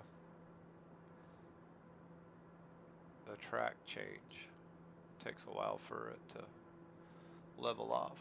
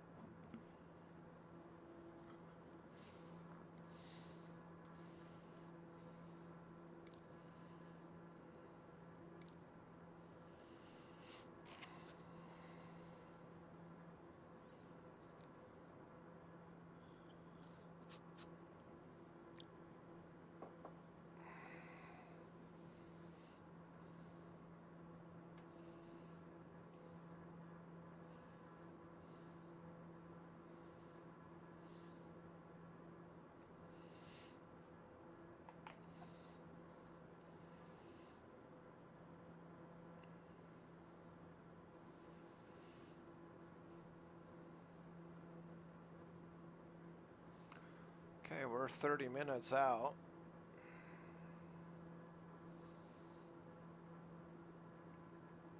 This is when I wish they would tell us what approach they would like us to do, but it looks like we got good weather. Can't see, it's really hazy, but we might come in for a visual. But if we were going to do an RNAV, I would really like to be plugging all that information in right now.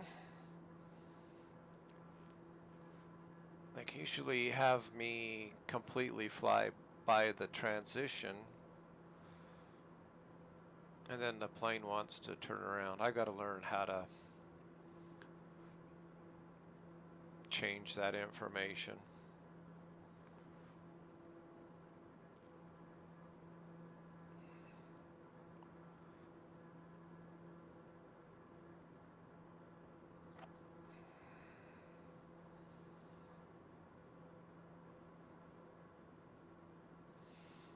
I'm not sure what our weather is.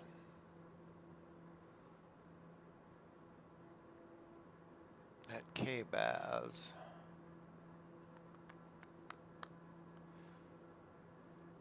Let me use my correct keyboard this time. I won't shut the autopilot off.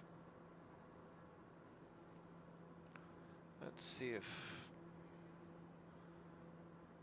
weather is available.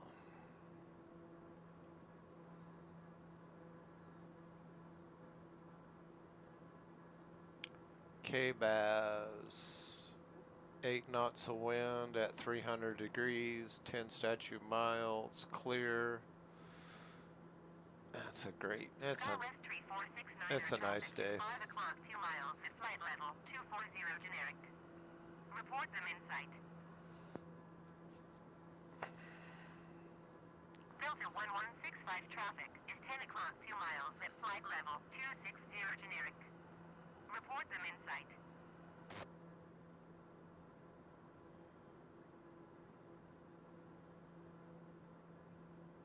SkyWest Tree 469er traffic in sight.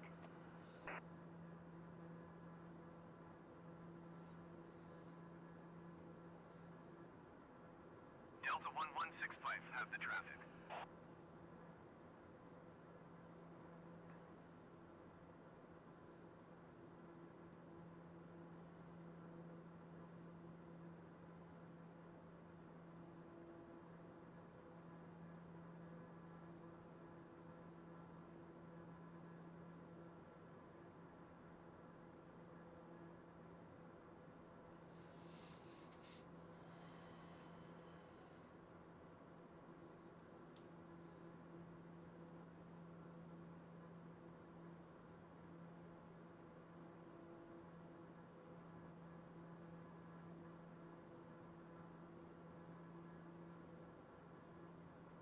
SkyWest Tree 469er traffic alert.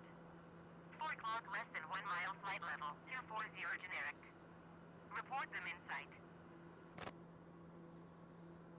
Delta 1165 traffic alert. 9 o'clock, less than 1 mile flight level 260 generic. Report them in sight.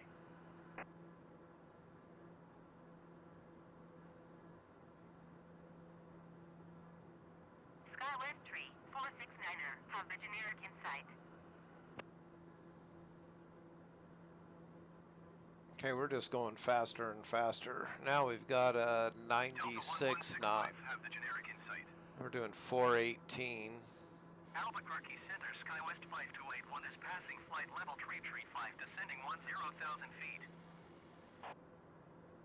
SkyWest 5281 Albuquerque Center, continue as planned.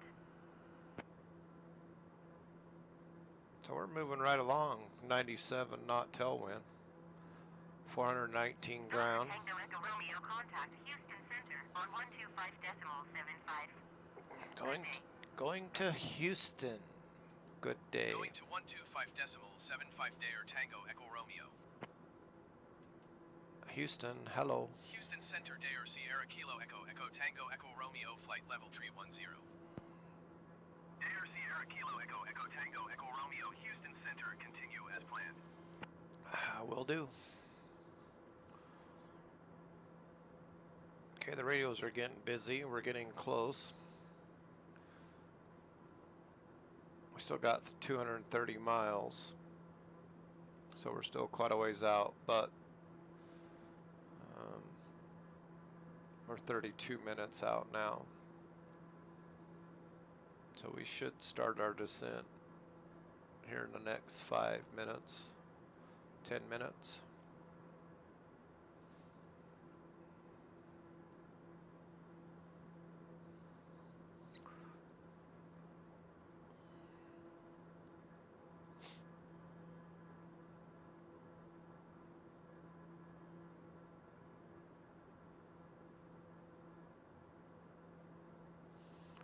So if we're at 300, I'm almost saying we're going to get runway 31 or 35, depending on runway 3135. That is if my information is correct on weather. And I'm almost thinking our main runway is going to be 31, so chances are I'm also expecting a runway 31 to land.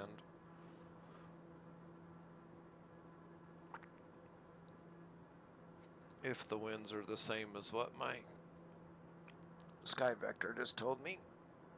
But we never know what Microsoft Flight Simulator will do us.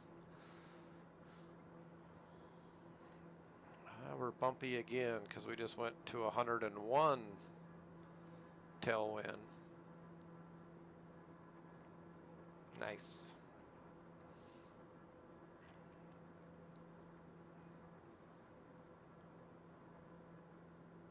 That's pretty good. Winds aloft at 31,000 feet, over 100 knots at 31,000 feet.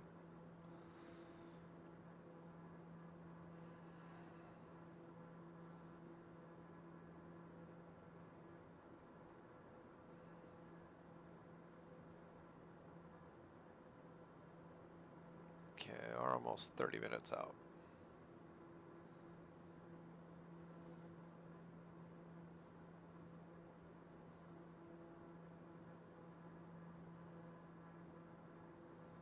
So now at this altitude at 1,000 feet per minute, it's going to take us 31 minutes to drop to 0 altitude. So our numbers are we have to descend a lot more than we ever had. So plus we're moving a lot faster. So things start happening very quickly a long ways away. Now if we were in a Cessna at 200 nautical miles away from the airport, we wouldn't even be thinking about landing. And I'm 208 nautical miles, 207 nautical miles now away, less than 30 minutes out. So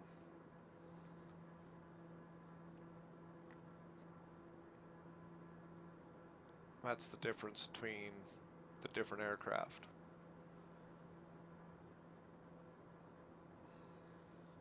And then a jet would be doing the same thing, but things would be happening even faster in our jet. So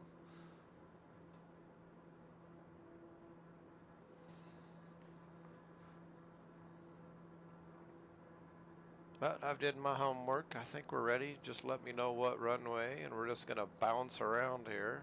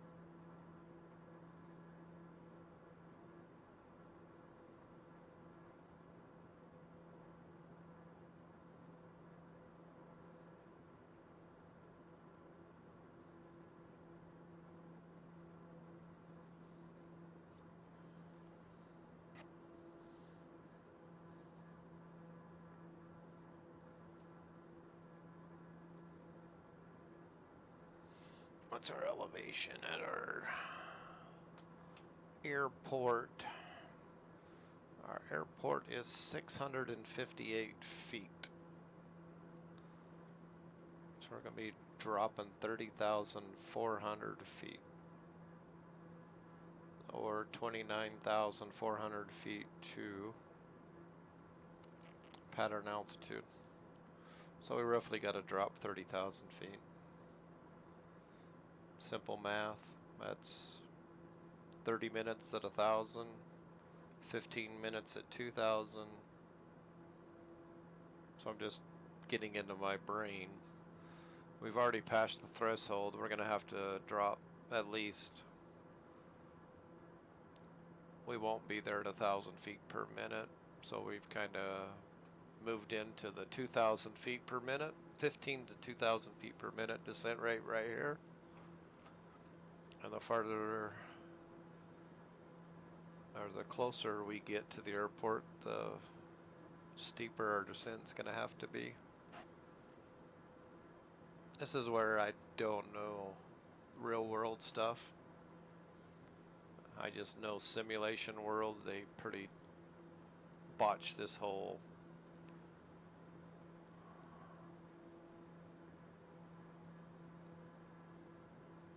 IFR flying. They should bring you down sooner or give you the transition sooner, because I'd say it just never seems to run smooth. When they finally do give you the instructions, you're so far behind that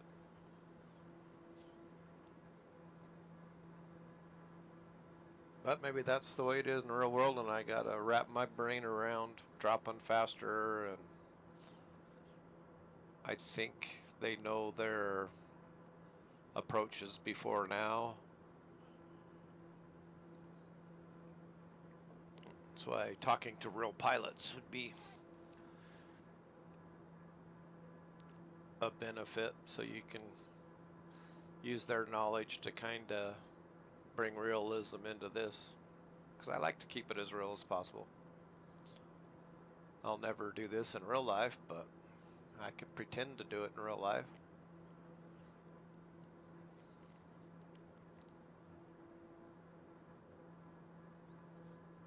I would love to do this in real life, but that ship has sailed. I should have done it when I was younger. I had a choice 30 years ago what to do, and I chose a different path, so.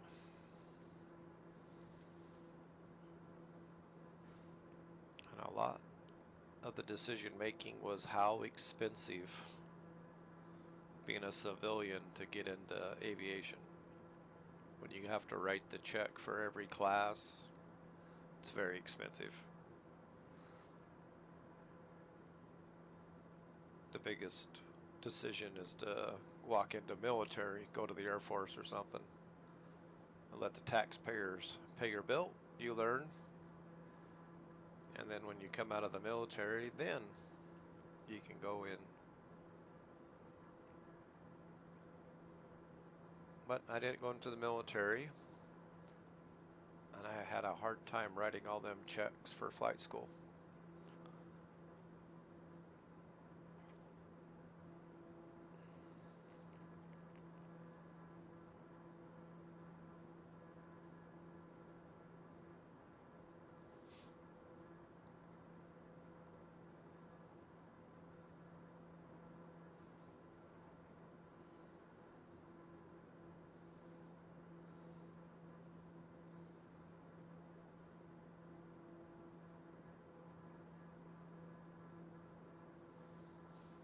Okay, we're getting closer, 22 minutes out, and I'm still at cruising altitude. I would like to know if this is how it really is, because now I'm going to really have to drop. I'm definitely going to have to hit the 2,000 feet per minute, which is fine.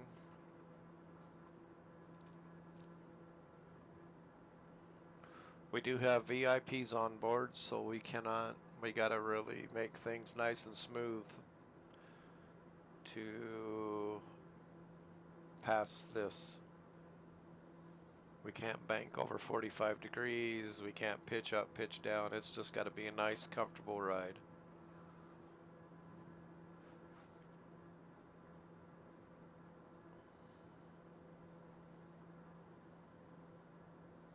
And he's already had a little excitement taking off when the dashboard went dark, so we probably have to kiss some hiney butt so he is happy.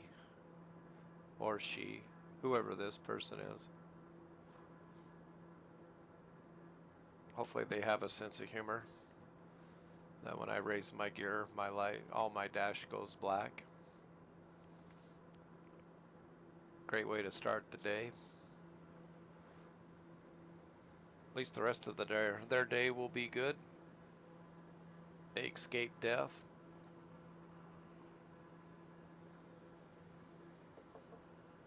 As you can tell, I really didn't panic, couldn't care less. I just flew the plane. It'll be fine. The minute I did it, I knew exactly what I did wrong. It's like, shit.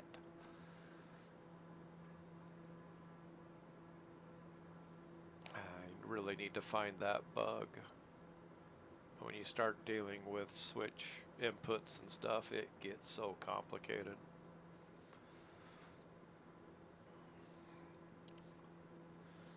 And then I fix it for one plane, chances are I can screw it up for another, so at least this, everything's handy. I can move my mouse around, and the way I got my camera set right now, my landing gear, my parking brake, the only thing I don't have exposed is my flaps, but I can use my flaps. It's just my switch panel I can't use. I can use my radio block, and I can use my autopilot. Something in my switch panel has a conflict.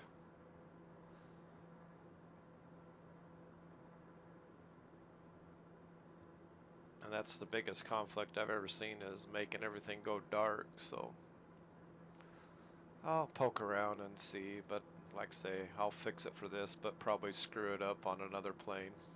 That works perfectly fine right now. I don't know if it's my problem or just how the plane is set up in the sim. Sometimes it's easier just to not screw with stuff, or you might make a bigger mess and then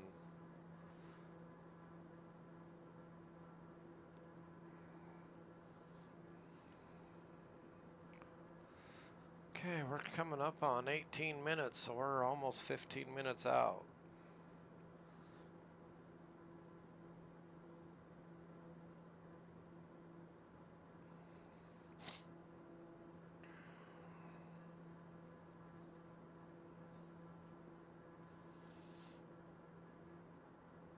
We're about half fuel tanks on both, so we got plenty of fuel. When we go to descend, we are going to really bump it up, because I will start my descent and keep my throttle pretty much maxed out until I can't. I'll slowly bring back the throttle, but when we start our descent, I'm going to go quite a bit faster, which means our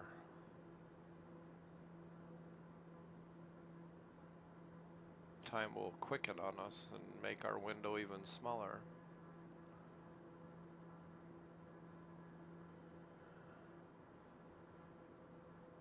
So we're 126 miles out.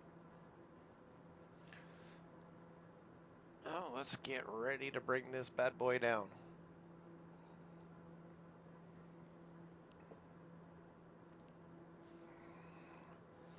Make sure our seat belts are fastened nice and tight.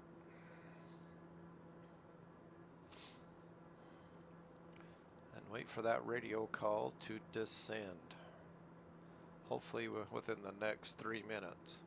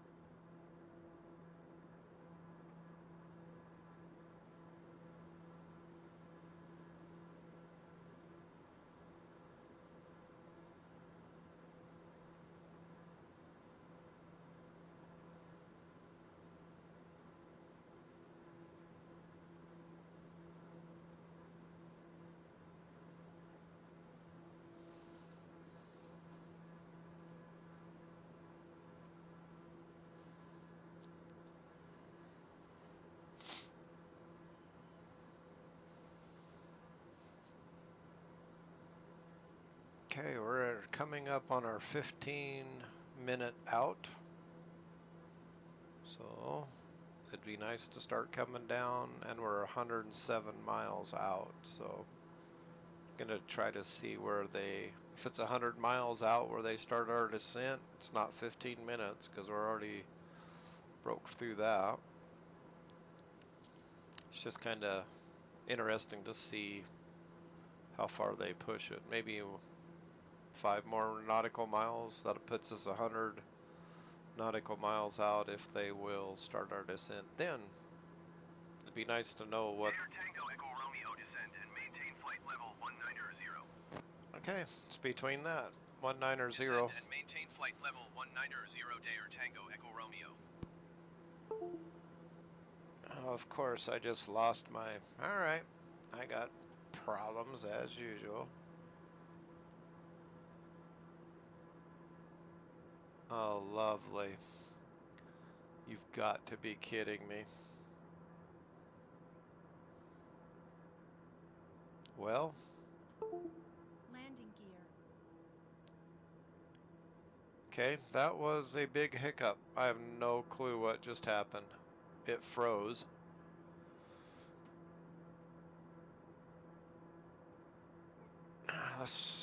I lost all my radio stacks, so we gotta do everything here. So I'm gonna go ahead and set this for, let's do 2,800 feet per minute. Gonna change my altitude. What do you say, 19?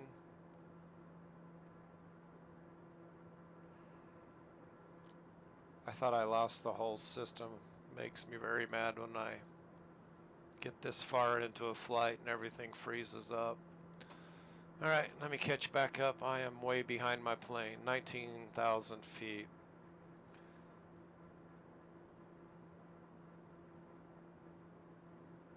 Alright, there's 19,000 feet. We're coming down. Okay, let's get this set up. My landing lights are on. Strobe pulse snap. Okay.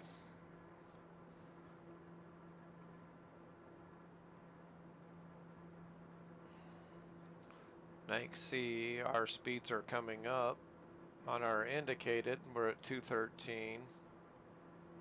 But as we come down, this number will drop, and also this number will drop. So two speeds will drop and one will rise. But we should start seeing a yellow arc coming down. I'm not going to push it too far over 230 coming down.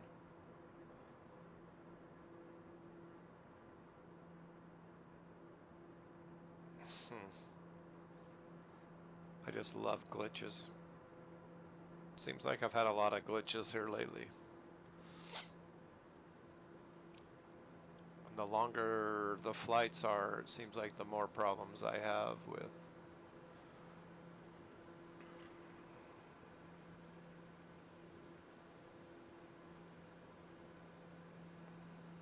Air Tango Echo Romeo contact Houston Center on 134.905. Good day. Good day. 134.905 Air Tango Echo Romeo.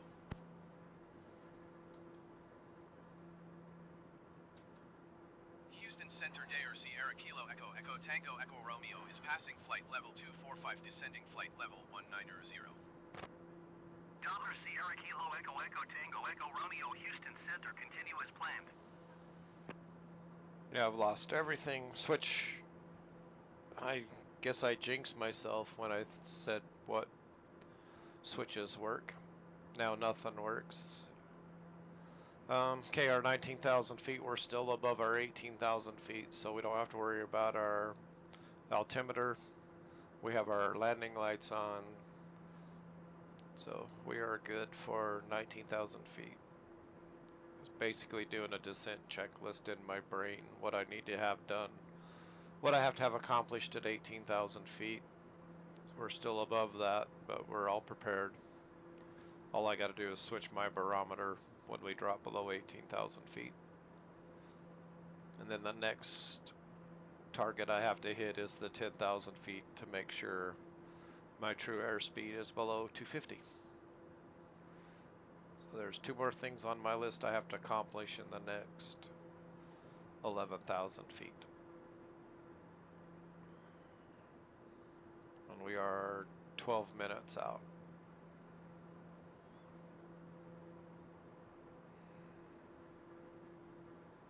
I don't know exactly, but I'm thinking our airport's going to be maybe right here, 74 miles out. Okay, there's our speed bug coming down. Do not exceed 65. 265, I should say. Delta Tango Echo Romeo, you are 73 miles west. Descend and maintain 7,000 feet. Expect RNAV runway tree 1 approach by Nemo transition. Clear to Nemo. Okay. Delta Tango Echo Romeo, descend and maintain 3,500 feet. Oh my hell. Descend and maintain 3,500 feet. Expect RNAV runway tree 1 approach via Nemo transition. Cleared to Nemo Day or Tango Echo Romeo. Okay, I'm so far behind my plane now that...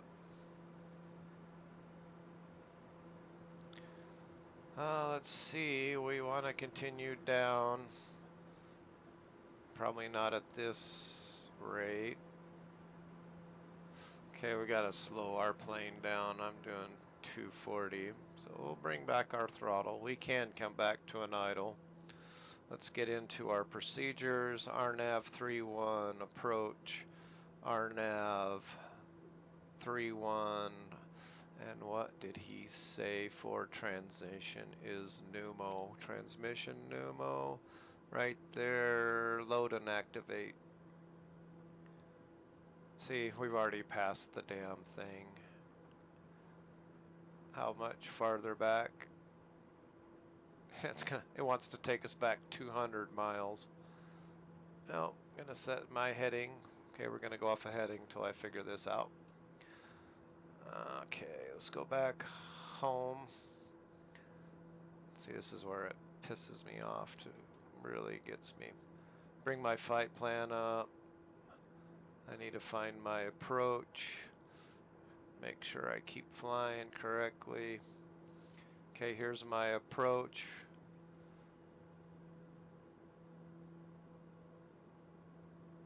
It's at 71 miles. So let's fly direct to this. Okay.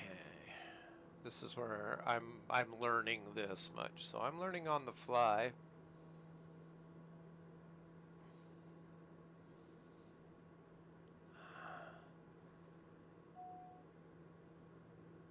What happened here?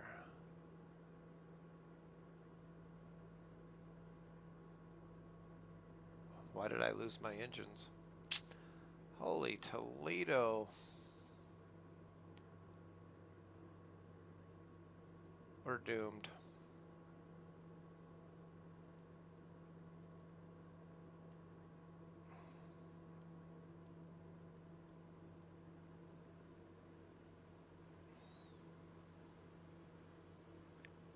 Not quite sure what has happened here. Let's go ahead and refire.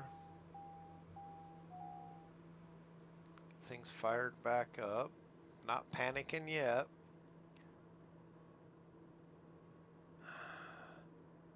Fuel's on. Throttle's on. Oh, jeez. Talk about in-flight emergency. I don't like that view. I need to get my view back.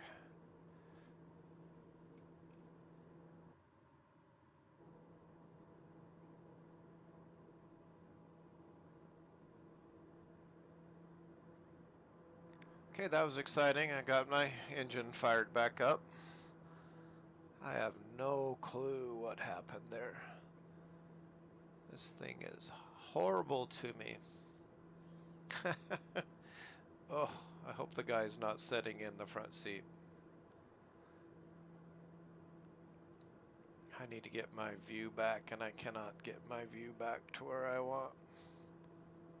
I'm way too high in my seat. Maybe that'll be suffice.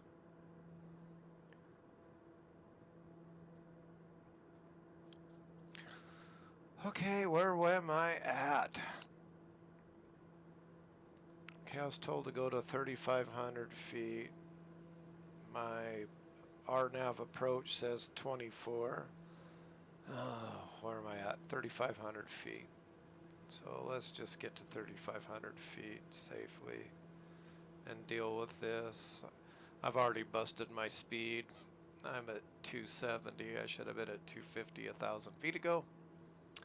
Okay, we're doing exactly what we're not supposed to be doing. I have a lot going on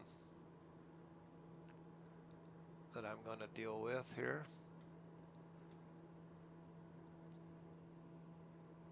I just won't get a button.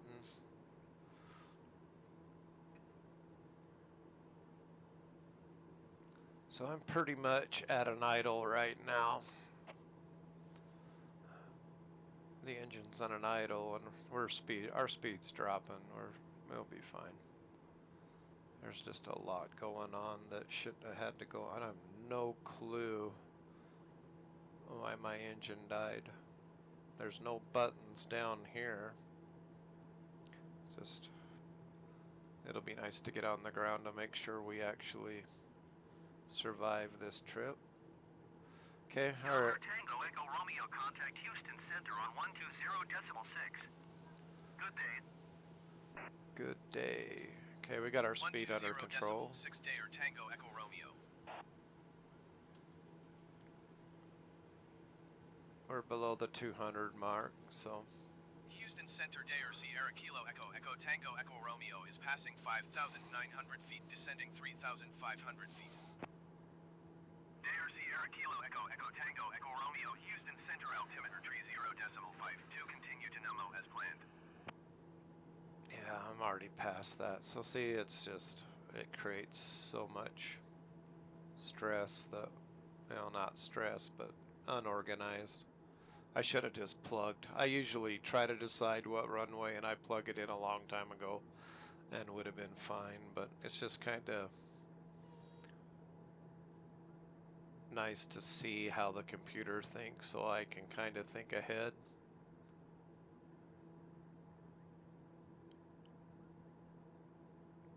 Okay, we'll bring the airspeed up a little bit.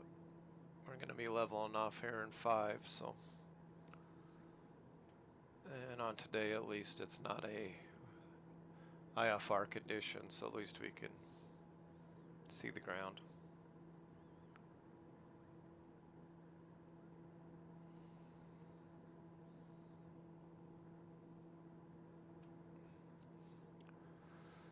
Alright, let's do nav. Now that we got... I don't trust nothing now. Put my bank. Half bank.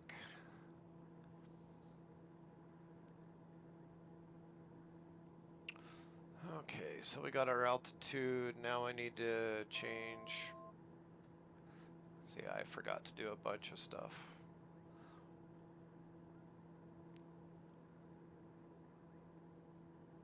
I need to come up with a better flow pattern. I'm just gonna have to start doing what I used to do and put my stuff in there and correct if it's wrong, or just cancel IFR and fly in on an RNAV. Because yeah, it wanted me to fly 200 miles back to pick up the transition, and it's like, that's just stupid. And a transition is where you're supposed to pick up that RNAV from, so you should know way before. American 2013, contact San Antonio departure on 127.1. Good day.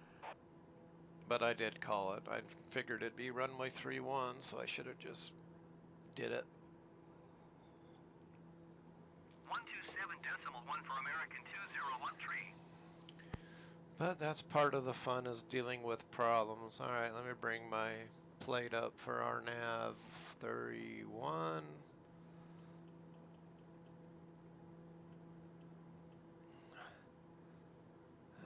Okay. So I did come down like a bullet. Numo, we're gonna go in there, and I'm actually tuned in to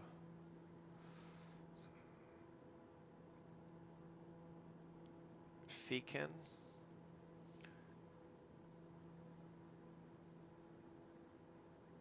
But I never did see Numo as a... Okay, this is where...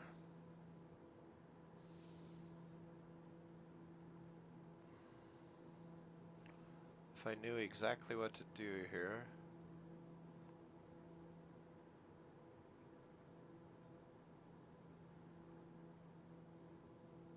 See, this shows 200 and... none of this makes sense. What happened if I redo my procedure? Transition. It only gives me a Numo transition.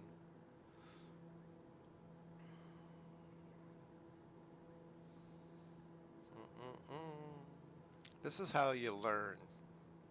You push buttons.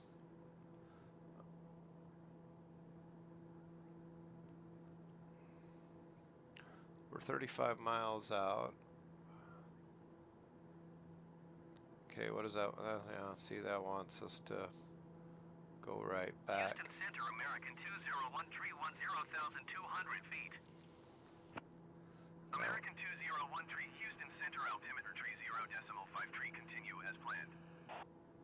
I wish it would just give us the option to next waypoint. Because I really need this sequence here, and I'm sure there's a way to do it, but I'm just...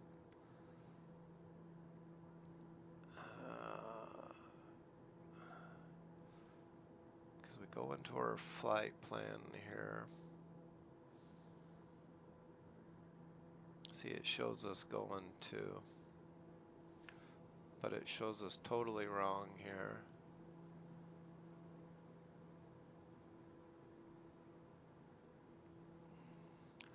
Okay, this is the same thing I did before, so we're just going to go to Finken. I don't know if that's the right way to do it or not. Probably not.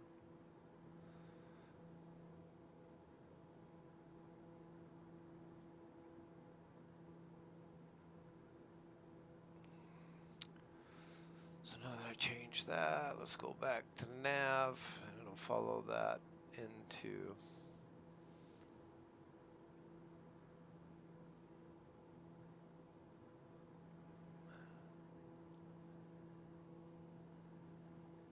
Dare Tango Echo Romeo, contact San Antonio approach on 124.45.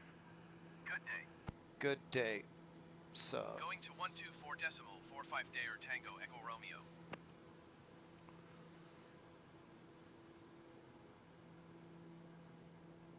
San Antonio approach Dare Sierra Kilo Echo Echo Tango Echo Romeo 3,500 feet. Dover Sierra Kilo Echo Echo Tango Echo Romeo San Antonio approach altimeter 30.53. Continue to Nemo as planned. I wish I could go to Nomo. Okay, let's see what happens when we do approach. That changes us to...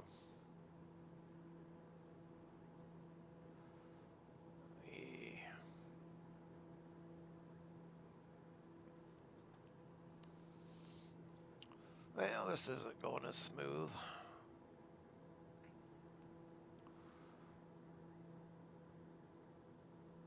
As I would like. Definitely drop down fast enough. But for Numo, we're at 3,500 feet and we drop down to 2,500 feet to Fikini. And that's the waypoint I'm tuned into.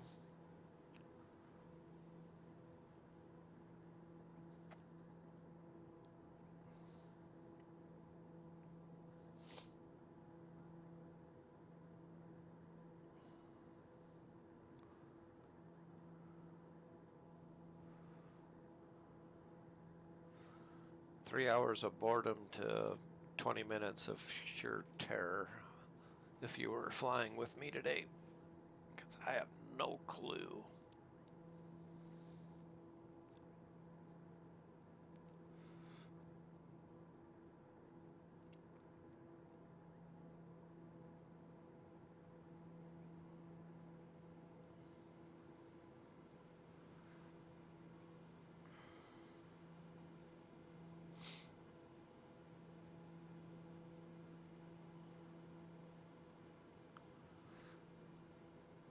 definitely got to figure out this, because waiting for them just does not work. Or what I need to do to... Usually by the time I'm in this problem, I'm so close to the airport, I don't have much time to play around with buttons to try to figure... I mean, I'm probably one button away to fixing my problem, but I'm not sure.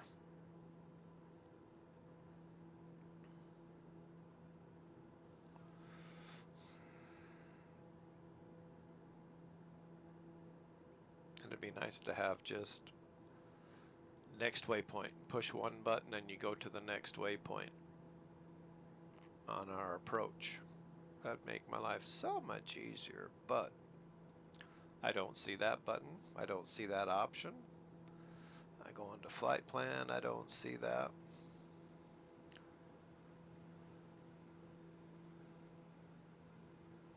It still shows me 298 miles.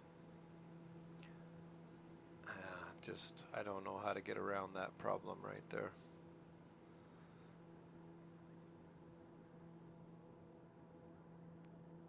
Other than just land the plane and do some more studying, I guess.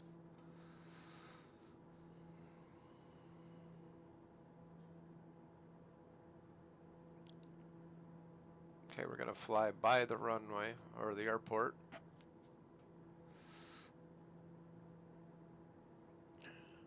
Hi. I just got scared.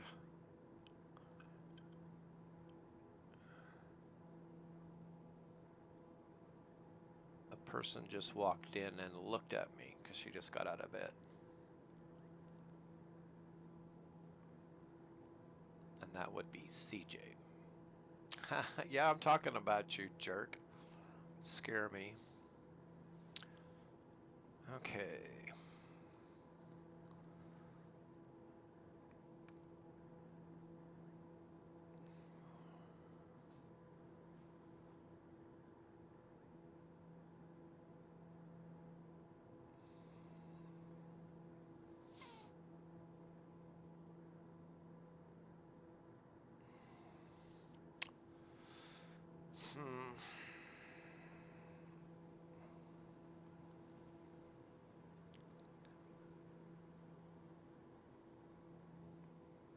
Cars are on the freeway. Yeah, this whole approach is just going to be horrendous because it's making me do too sharp of a corner.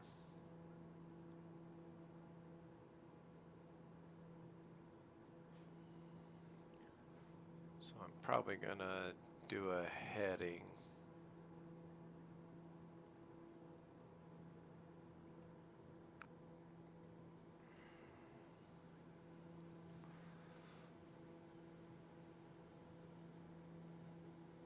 There's our airport right here.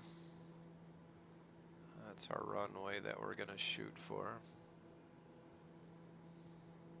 I'm gonna do some studying and see. I gotta fix this problem because there's the other runway and that's the runway we're going to be landing on. So I could just do a visual.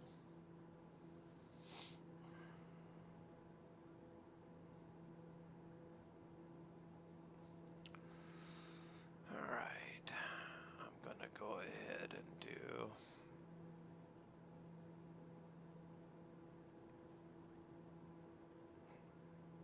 a turn out this way.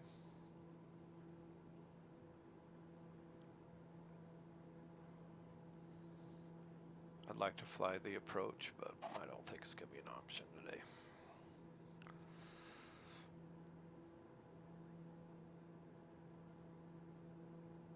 I guess we could fly over that waypoint. If you're not too close to the waypoint, it probably won't give it to me. Delta Tango Echo Romeo, you are 4 miles south of Kilo Bravo Alpha Zulu. Contact tower on 127.05 when inbound on the approach. Okay. Tower on 127.05 Dayer Tango Echo Romeo.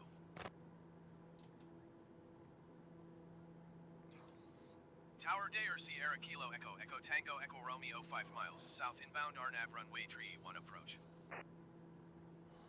Dollar Sierra Kilo Echo Echo Tango Echo Romeo Tower.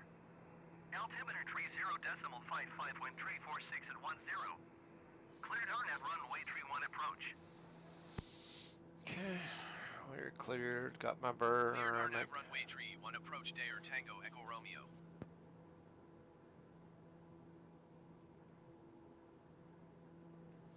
Now we're gonna slow this down. Let's get configured. Let's get this thing on the ground.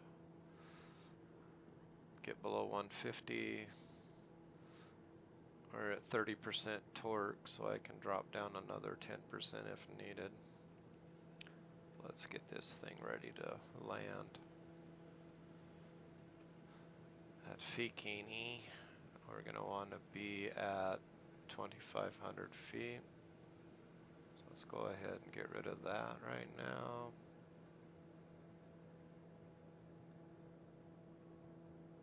Not gonna do anything drastic at this altitude. Okay.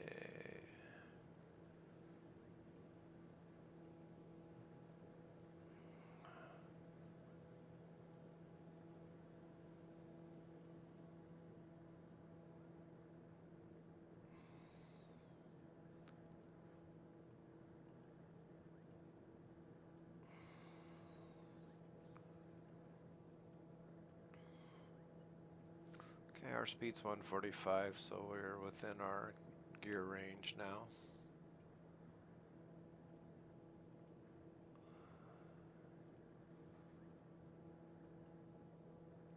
And do not use, well, my whole switchboard is gone, so it really don't matter. Say don't use my gears.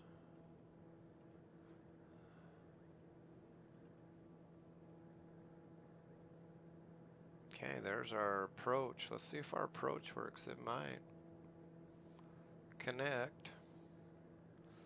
We're above the glide slope. I don't know, we're just gonna wing it. If it works, it works. If not, I'm just gonna land. Okay, we need to bleed some more speed off. There's our runway in sight. Don't go into reverse prop. That would be very bad right now. Drop our gear. Now I've got the approach button, so it should just pick up our glide slope, which is right here. We're still below the glide slope, and as this comes down, the plane should automatically start coming down. Like nothing's worked so far on this flight, so. Oh, it's coming down. Okay, I have to manually, this is going to change my whole perspective here. Let's do a notch of flaps. Dollar Tango Echo Romeo wind tree 06 at 10. Cleared to land runway tree 1. Clear to land, runway 31. Cleared to land runway tree 1 Dayer Tango Echo Romeo. Okay, I got my full flaps set, so I don't got to worry about my flaps. I got my glide slope, so now all I gotta do is peg my speed, and I am wanting the X. Right around here is where I want to land. I don't need to worry about that anymore. We have an 8-knot crosswind right to left, so we are crabbed. That's why the view out the window doesn't quite look right. The runway's off to the left. It's because we're crabbing right to maintain our heading. Okay, everything looks good. Landing lights on. I don't have green. Landing gear. Oh, Landing gear. they were green. Okay, they weren't just as bright. Okay, full flaps. Lights. 3 green. We are landing. Speed. Double check everything.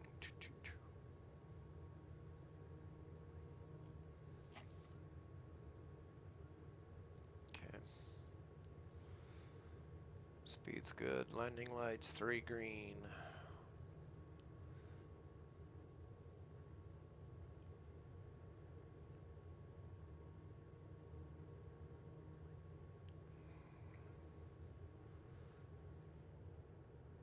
I can hand fly this at any time, so I'm just, everything's trimmed. I got a good speed. I do have an approach speed, but that's way down there to 85. I don't trust everything yet. I've had way too many glitches.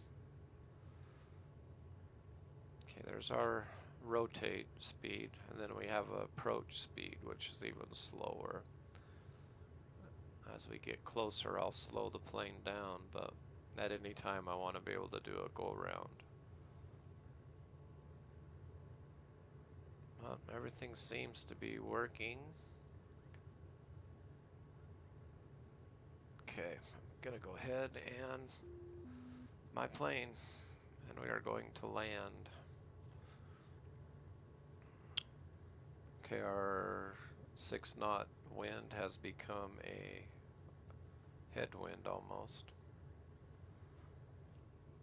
Coming down a little bit too much, so I'm gonna bring her up just a little bit.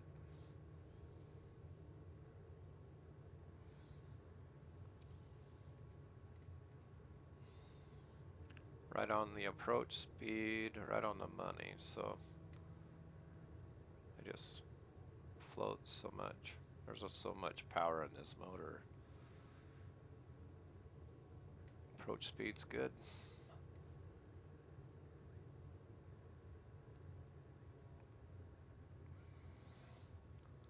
A little long, but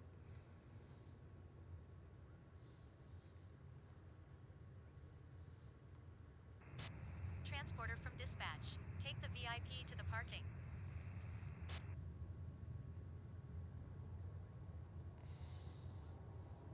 Dollar Tango Echo Romeo exit runway when able. oh my hell, we survived some days.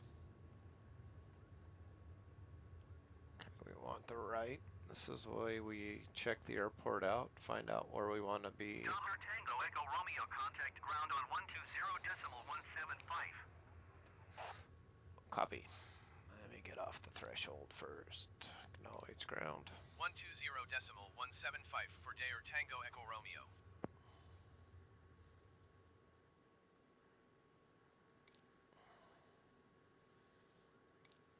Ground Dair Sierra Kilo Echo Echo Tango Echo Romeo taxi to parking. Dollar Sierra Kilo Echo Echo Tango Echo Romeo taxi to general aviation parking via taxiway Charlie Delta. Charlie Delta. Bang. Okay, Taxiing after you get... to general aviation parking via taxiway Charlie Delta Dair Tango Echo Romeo. Okay, we come up here and turn our taxi lights on now that we are cleared to taxi. Make sure, yeah. Okay, our taxi lights are on. Landing lights are off. Now let's just scoot ahead a little bit. Set our percentage at about 12, 10.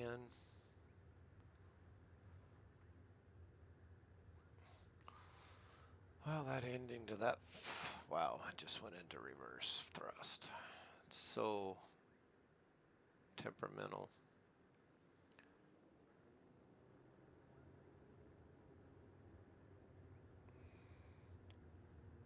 Give it just a little throttle and you just go honking, and then you need to be, so that's 19 torque,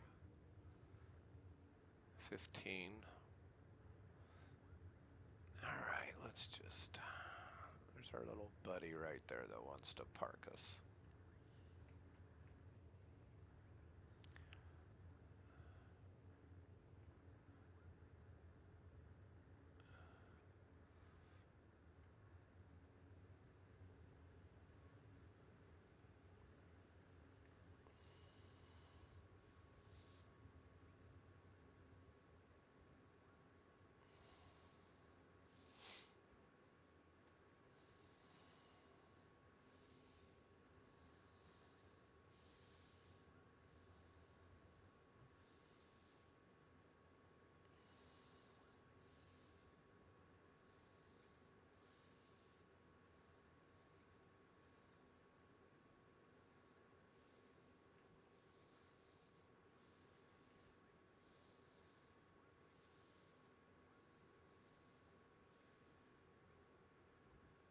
Okay.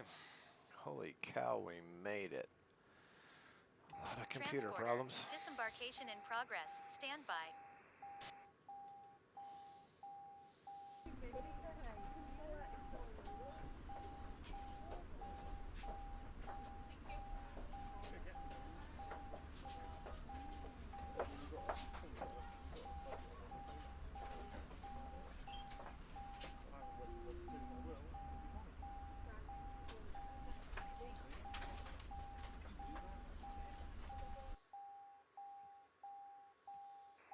Transporter, all the passengers have disembarked. Good job. See you soon. Well, that was an interesting day. It's just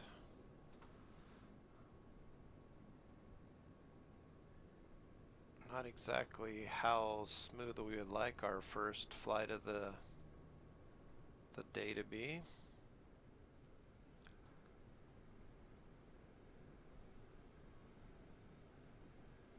But fun nonetheless. We got on the ground. Procedure-wise, it was horrible.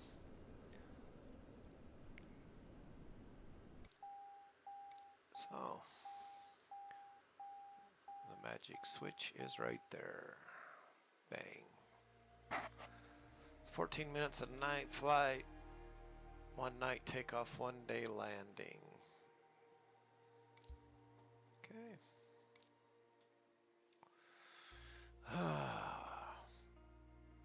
It's still fun, but a little stressful at the end. You like things to go a lot smoother than that, especially when you invest a couple hours into it. And it just crashed, so there was major problems. I'm surprised we got it done. Alright. Kind of defoggled. Okay, we didn't get one of our... I'm sure that was overspeed, because I did break the speed limit, and it is... this one we didn't get. Bonus security, so yeah, that would be overspeed. We can go into our log here, and it'll tell us exactly. Oh, it was during takeoff when I brought my landing gear up and all my lights shut off. I got nuked for that. So everything was actually didn't get me for my overspeed. So yeah, I just got dinged for the electrical problem we had, because it caught the strobes being off and the landing lights. I was toggling through them and probably shut them off and turned them back on. So that was pretty much out of my control. I'm surprised. I'd have probably got dinged for the speed no matter what. So okay, hey, we have a Cessna Longitude here. We've got 2 of them. We might just buy a couple of those, maybe buy both of these. But, well, that was interesting. So I think we are going to call this a day. Totally. Glad you survived the flight with me from Arizona. Now we're around Austin, San Antonio area. And I think we will continue Mexico way, Bahamas way. It's still March, so we'll decide that at a later date. So other than that, thanks for flying with me. Appreciate it. Have a great day, and goodbye.